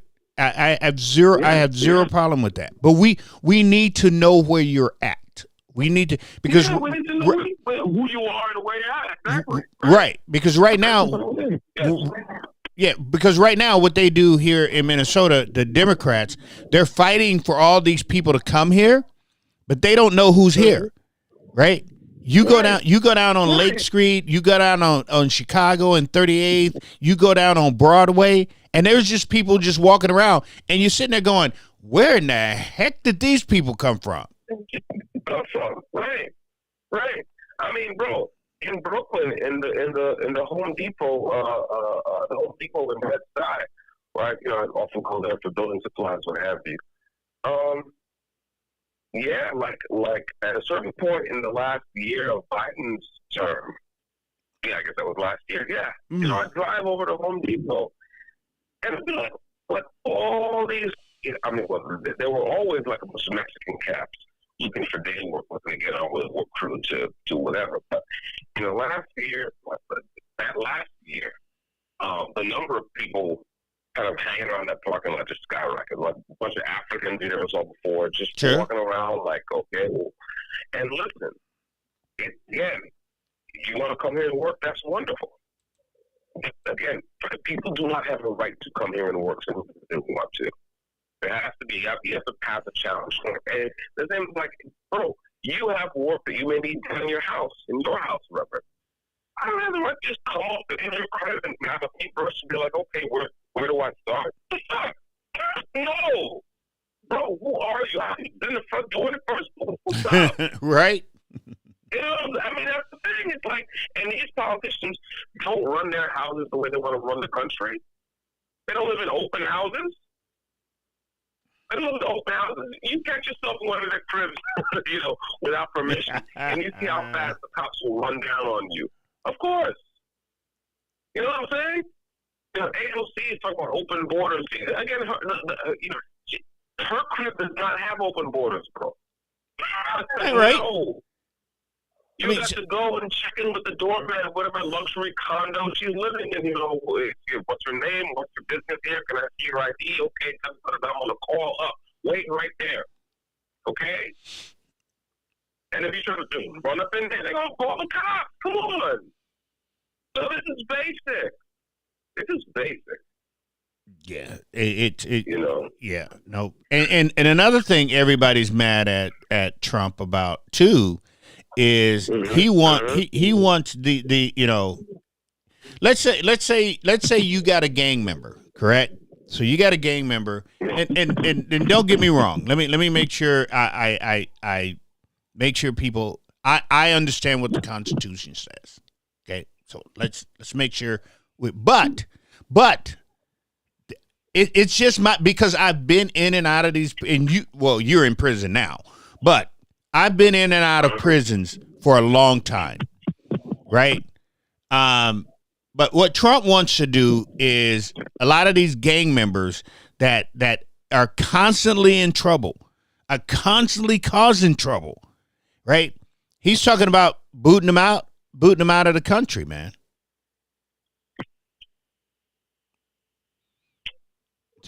I'm sitting.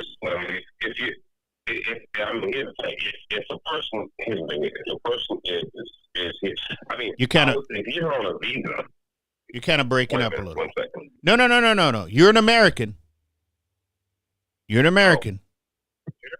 Well, then, yeah. So that's different. And that's where I'm not living on that way. In other words, if you're an American citizen, you know, then no, the president can't uncitizen you just because you're a criminal. I mean, that's why you have prison. You know, like, my understanding, you would stay American. He would just stick you into a Guatemala, El Salvador prison. Yeah, I'm not with that at all. No, I mean, look, and one of the reasons I'm not with that is because the prisons here are bad enough. Okay. Right. And we have some control over that because they are entirely under American sovereignty. Okay. And American jurisdiction. Like, and still, with all that, I mean, for example, look, New York State, let's face it, is one of the least bad systems in the prison systems in the country. California has one of the worst. Louisiana, I understand, is no picnic. Okay. So America is one of the least bad. And they're killing inmates up in here. Huh? Wait a minute, where you're at? Yeah. Well, first of all, my prison has a body count, but I mean, in the last like 6 months or so, there's been like 2 or 3 killings in New York prison system. Holy smoke, man! At least one of them was beaten to death while he was handcuffed. What are you talking about? Yeah. Oh. Okay. So now you propose to take criminals and drop them into prison in another country? Yeah. Where they get that? However they get that? Yeah, I'm not with that at all. No. 100% no. You know. Well, let me throw 2 cents in there. Yeah, go ahead. Because my mindset is this here, right? Mm-hmm. If you can't be, we went to the the three strike rule, right?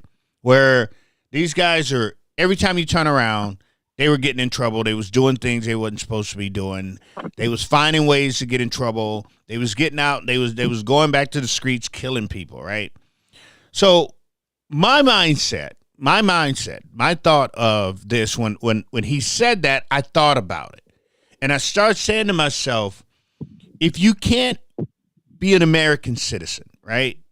If you can't be someone who wants to be a part of what we have, if you can't be someone who wants to make something of yourself, and only thing you can do is crime after crime after crime, to the point to where there's a revolving door on the prison just for you. You can't keep yourself out of prison, right? You can't keep yourself out of trouble. Maybe person like that needs a lesson. That this is how bad it can get if we bring you back to America and you keep doing what you're doing, then you're down there for forever. Because I'm not with that. At some point in time, but Dex, at some point in time, we've got to set a message, man. We've got to be like, no. I don't believe in message sending. I don't believe in message sending. Look, they ain't having that. We got to be honest about this. First of all, the 3 strikes laws were always a ridiculous idea. True. It was a terrible idea. Why are they terrible? Because they take discretion out of judges. Look, we gotta be honest. The whole system is highly biased toward the prosecution. Once they lay hands on you, okay, everything bends toward their favor in terms of getting you locked up. Mm-hmm. Okay. Mm-hmm. First of all, you have public defenders, many of whom are behind the scenes working with the prosecution. So you're not actually getting adequate defense. Even the public defenders who are working with the prosecution, most of them are just tired and don't give a shit. Okay, there's a lot of guys in here now on some weak bullshit. In other words, like the prosecution evidence wasn't strong at all, but because of these mandatory minimums, for example, the prosecution could come and say, "Hey, listen, you need to plead this thing down, otherwise it's going to nail you to a wall. You're going to go away for whatever amount of time," and they end up copying the plea. Fewer than 5 in New York State, maybe different in other states. In New York State, fewer than 5% of criminal cases ever make it to trial. Fewer than 5%. So to me, we have a bunch of problems to solve right there before we get into de-citizening people. Right? You have a system that's not working because if you say, well, you have a right to a trial, and most people never make it to trial, well, why not? Why are we not trying people? If someone is that much of a criminal, okay, if it's that open and shut, you should be able to try them. Why are we pleading down all these cases? Well, because they say, oh, the load on the system is too high. Well, you don't have enough prosecutors? Why not? Why not? What are we paying for? Right? What are all this tax money for? This is, if anything, that's one of the things the state absolutely has to do is to prosecute. No one else can do that. You can't privatize that. I would say one answer is for the state to spend less money doing all this shit they shouldn't be doing in the first place, and more money doing what it should be doing, which is prosecuting people. But then prosecutions have to be fair. And there have to be discretion. They have to have room for a judge to look at the thing and say, hey, listen, I know, yeah, you committed a crime on paper, but listen, I'm not gonna send you away for 50 years just because you had a crack vial and you wandered through this neighborhood or whatever. That's So remember that all that stuff was part of a plan to pretty much depopulate the streets in certain areas. It was successful. Okay, now listen. People who are out there hurting people need to go away for a long time. Okay. But there's no need to there's already a message. The message is the law. All we have to do is enforce the law, right? That's it. I don't know, but the idea that you're going to take people, look, once you put this power in the hands of the government, let's pull back and think like conservatives. Once you put this power in the hands of the government, you think it's always going to be used against habitual criminals? Really? Really? You don't think the government is going to use this power, okay, against people it just doesn't like? Well, not our government. Look at I'm playing the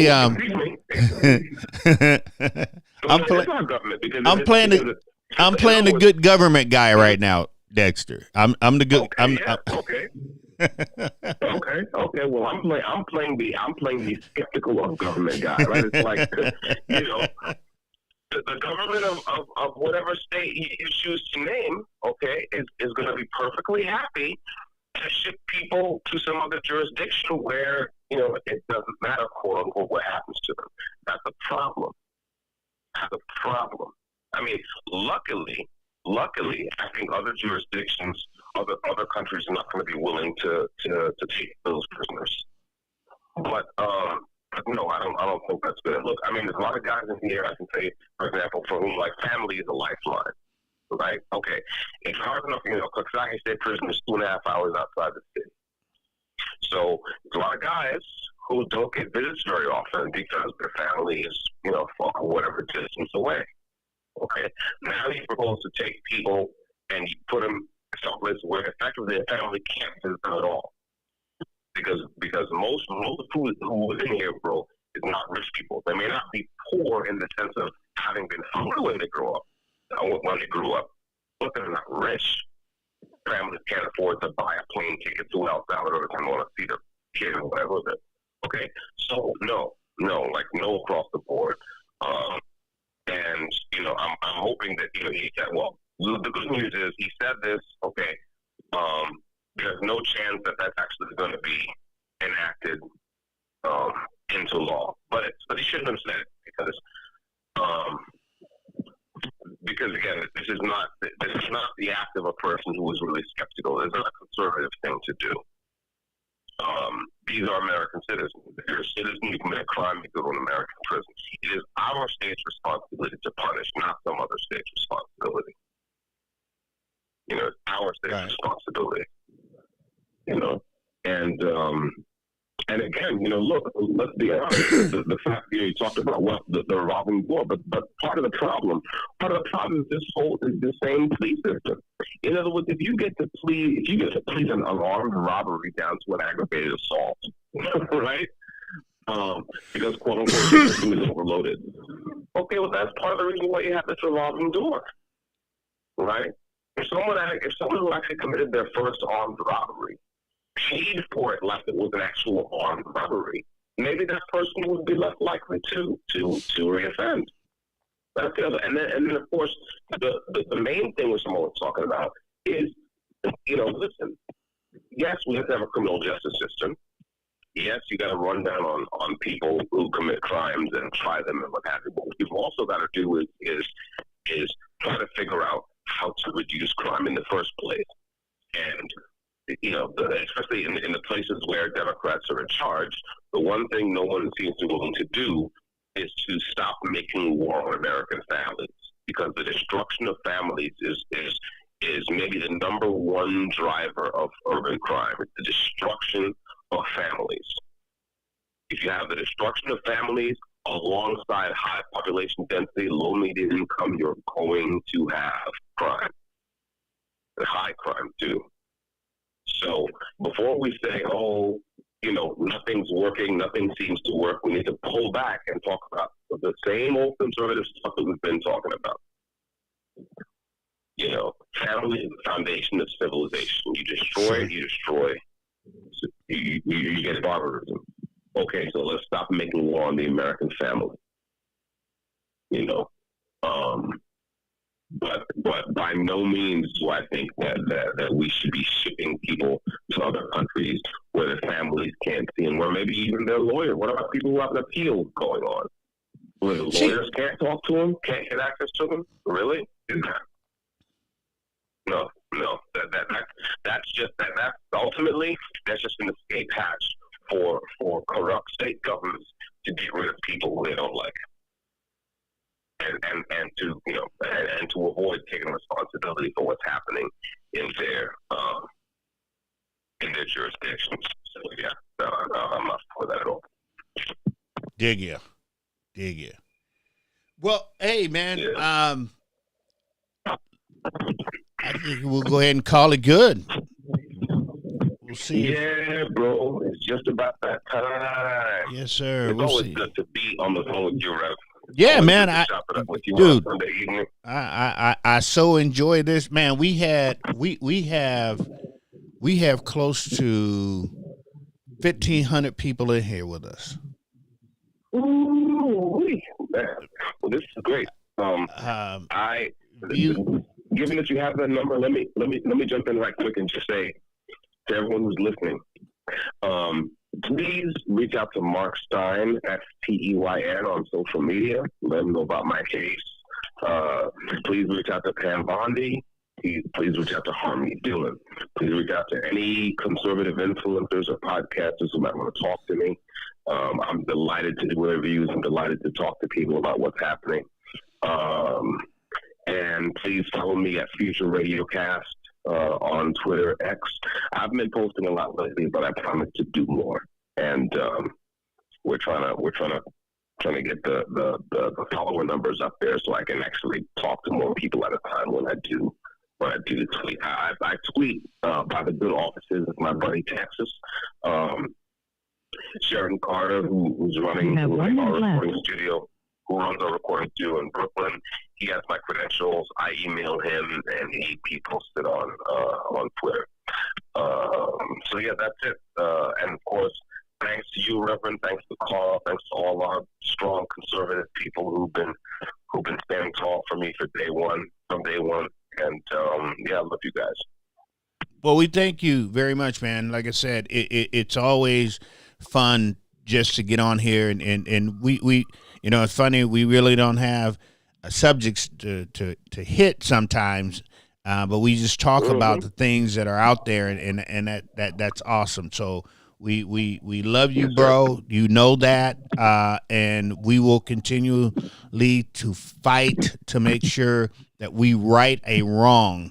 It's basically what it comes out. And for everybody who tuned in with us tonight, again, thank you guys so much. We so appreciate this. Again, Goodbye. if you can reach out to especially Pam Bondi, that would be awesome. If you can like I said, it don't have to be much. Just, do you know Dexter Taylor?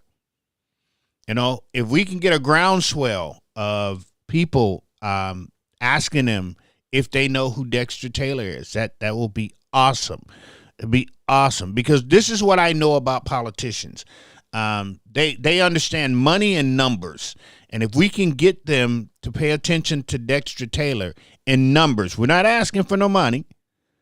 I'm just asking you all to retweet this to Trump Jr., retweet this to Donald Trump, retweet this to a Pam Bondi, retweet this to a Joe Rogan. Anyone that will go bleep and the antennas can come up, that we can get them out to them. Let's see if Carl's still on the phone. I wanted to try to cut it off so Carl can have a say so while Dexter was here, but I ran short on that. Yeah, I'm still here. Oh, there he is. Hey, you wanna end the night? You got? Yeah, I got a few seconds to talk. So,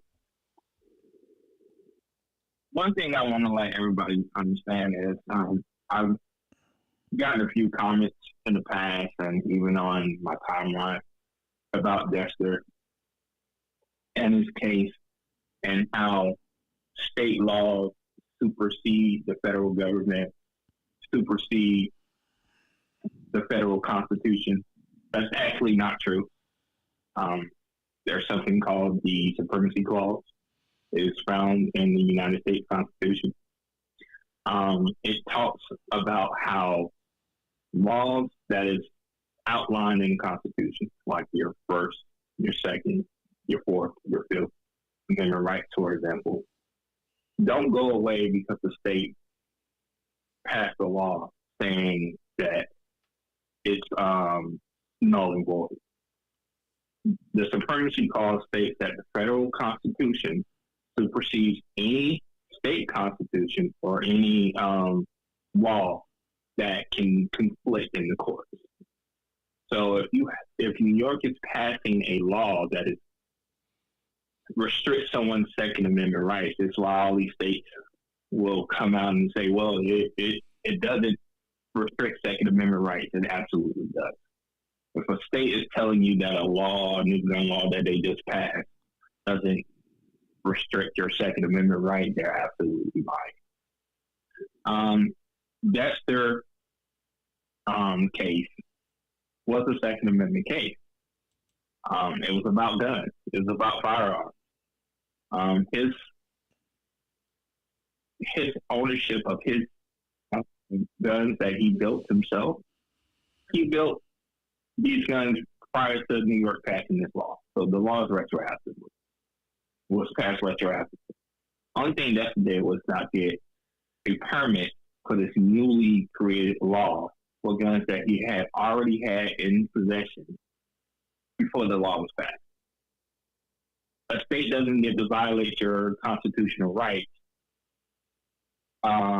simply because they passed a law or it's part of they passed a law within their borders. So, take for example, you're arrested, you have the right to remain silent, meaning that you have a Fifth Amendment right to not self-incriminate. They can't force you in the state of Minnesota or the state of Florida or the state of New York to incriminate yourself and say, well, we passed a law saying that you have to speak without a lawyer present. It don't work that way. Same thing with the First Amendment. We can say whatever we want as a part of freedom of expression or freedom of speech, as long as we're not slandering someone, of course. But we can say whatever we want in that capacity without individual states coming down on us. So when you start to say things like, oh, well, the state have the right. No, they only have the right when it's ambiguous. Like the state of Minnesota and the state of Florida have the power to set their own speeding laws, and it'd be different from each other because driving the car is not within the Constitution. But when it comes to firearms, the state of Florida, state of Minnesota, state of New York, anywhere within the United States, these 50 states, they cannot just come in and retroactively or proactively pass a law that conflicts with the Constitution because of the Supremacy Clause. Also, if you want to be able to help Dexter, if you search his name and Gisengo together, his Gisengo will pop up, and you'll be able to donate to his legal fund. All the money goes to him and his family. They're the one, and his lawyer. They're the ones that are running that Gisengo. None of the people that are promoting it outside of those three entities are collecting money when it comes to that. And again, every Sunday we do this. We give Dexter a chance to speak, but also Dexter is also involved in spaces via Joe New. So if you ever been to a night court space, or if you want information on being in the space so you can talk directly with Dexter, hit me up, let me know, and I'll see if we can get that worked out. But other than that, Rev, that's pretty much all I have to say for tonight. All right, my friend. How's that little one doing? Is he growing? Everything good? Mom's good? Yeah, Mom's good. She's happy, healthy. Baby's happy and healthy. He's growing. He's about close to 8 pounds now. He's born premature, so yes, sir. He's close to 8 pounds. He's 2 months old as of the 25th. God be the glory on that. Yeah, he's growing and he's thriving right now. That's a good thing. That's good to hear. Well, hey, Carl, thank you very much, man. I definitely appreciate everything you do here. Help us to get us the numbers that we have tonight, which is unbelievable. We're close to 1,400 people that have tuned in, and I thank each and every one for hanging out with us. So like we try to do, like Carl said, we try to do this here on every Sunday to give Dexter a little time to talk. I'm sure sitting behind a wall 24 hours a day is something that definitely will get to you. So we want to keep him in the right mind, and we want to keep his spirits up. So with you guys coming in and hanging out, we definitely appreciate it. And again, just like we've been saying, if you can just go one more step with us and find somebody, and everybody, if you're on Twitter, everybody knows somebody who has a nice podcast or a nice following that we can help. We can help each other out with it and get Dexter. The more we get his name out there, the more we can do. All right. But y'all have a good one. I'll be back on Monday. I'm usually here Mondays from 7 to 8. Monday, Wednesday, and Fridays. We'll do my spill, my podcast, do my little talk and all that there type of stuff. If you're in the state of Minnesota, I ask that you go to bradkohler.com. Look at what Brad and I are talking about doing. We're going to be out. We just kicked off, basically really kicked off the campaign on Thursday night when we had our meet and greet and things of that sort. So we're going to be getting back out in the public. We will be on the Tom Bernard Show. I said Thursday. That was totally my mix-up.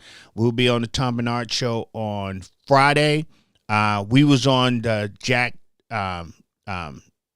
Tom Zach Show on Saturday. So I think that's going to be dropping with us talking there and a few other places that we're going to be. So like I said, if you're in Minnesota, get in touch with us.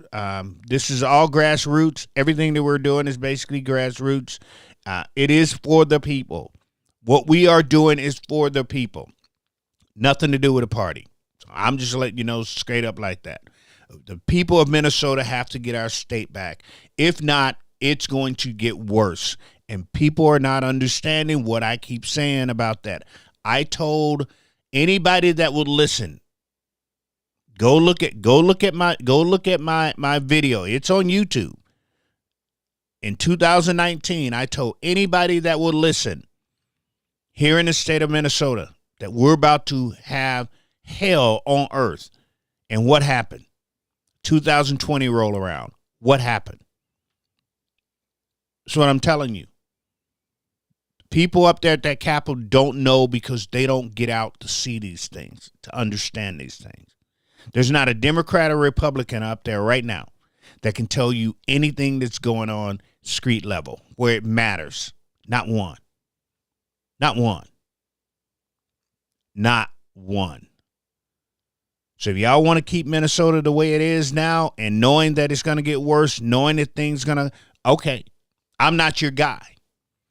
I'm not your guy. But if you're ready for a change, you're ready to do things different, you're ready to make a difference, listen to what I said. I said, if you're ready to make a difference. Because I'm not going to sit here and say to you, oh, I'm going up to the Capitol to work for you. I'm not working for you. But I will work with you. I will take your suggestions. I will listen to you. I will talk to you. We will meet.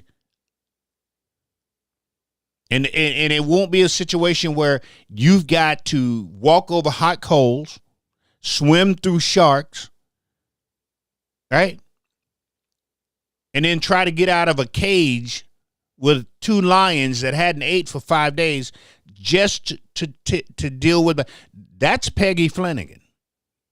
In order for you to see her, the lieutenant governor right now, that's what you have to go through. It's not going to be that way. This is open door.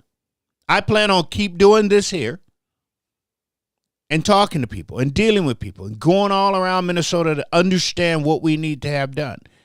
How are we going to get our farmers back up and going so they're not selling their land, so I don't drive down the street and I look over to the right and the next thing I know there's a housing community because this farmer couldn't keep his land. We've got to do something different. We got to do something different that our elderly are leaving their homes that they've been in for 20, 25 years. But because of the taxes that the Democrats keep putting on us because they're stealing our money, they have to leave their homes. We've got to do something different. I shouldn't have to pay $300 to $400 for a little tab that goes on my car. We've got to do something different. So if you're looking to be different and do something different, come hang out with us. Come hang out with us. But if you want the same Minnesota, stick with Tim Walz. He's doing a good job for you. He's doing an awesome job for you because that's what you like. You like chaos and craziness. You like for your tax dollars to be used any way they want to. You don't have no say-so over how your tax dollars are used. That's pathetic. Anyway, hey, y'all have a good night. Again, if you're a Sunday hangout, be back here next Sunday. If everything goes well, because like I said, we have to know. We don't know if Dexter's going to be able to call because they could be on lockdown or whatever. But when he's able to call, he's able to talk to us. We're able to hear him and the things of that sort. But I thank each and every one of you for hanging out with us. Y'all have a good. And if you're not busy, go ahead and follow me. I say things that piss you off. I know that. But follow me anyway. What do you got to lose? Y'all have a good night. We'll talk to you soon. Peace, my friends. I'm out.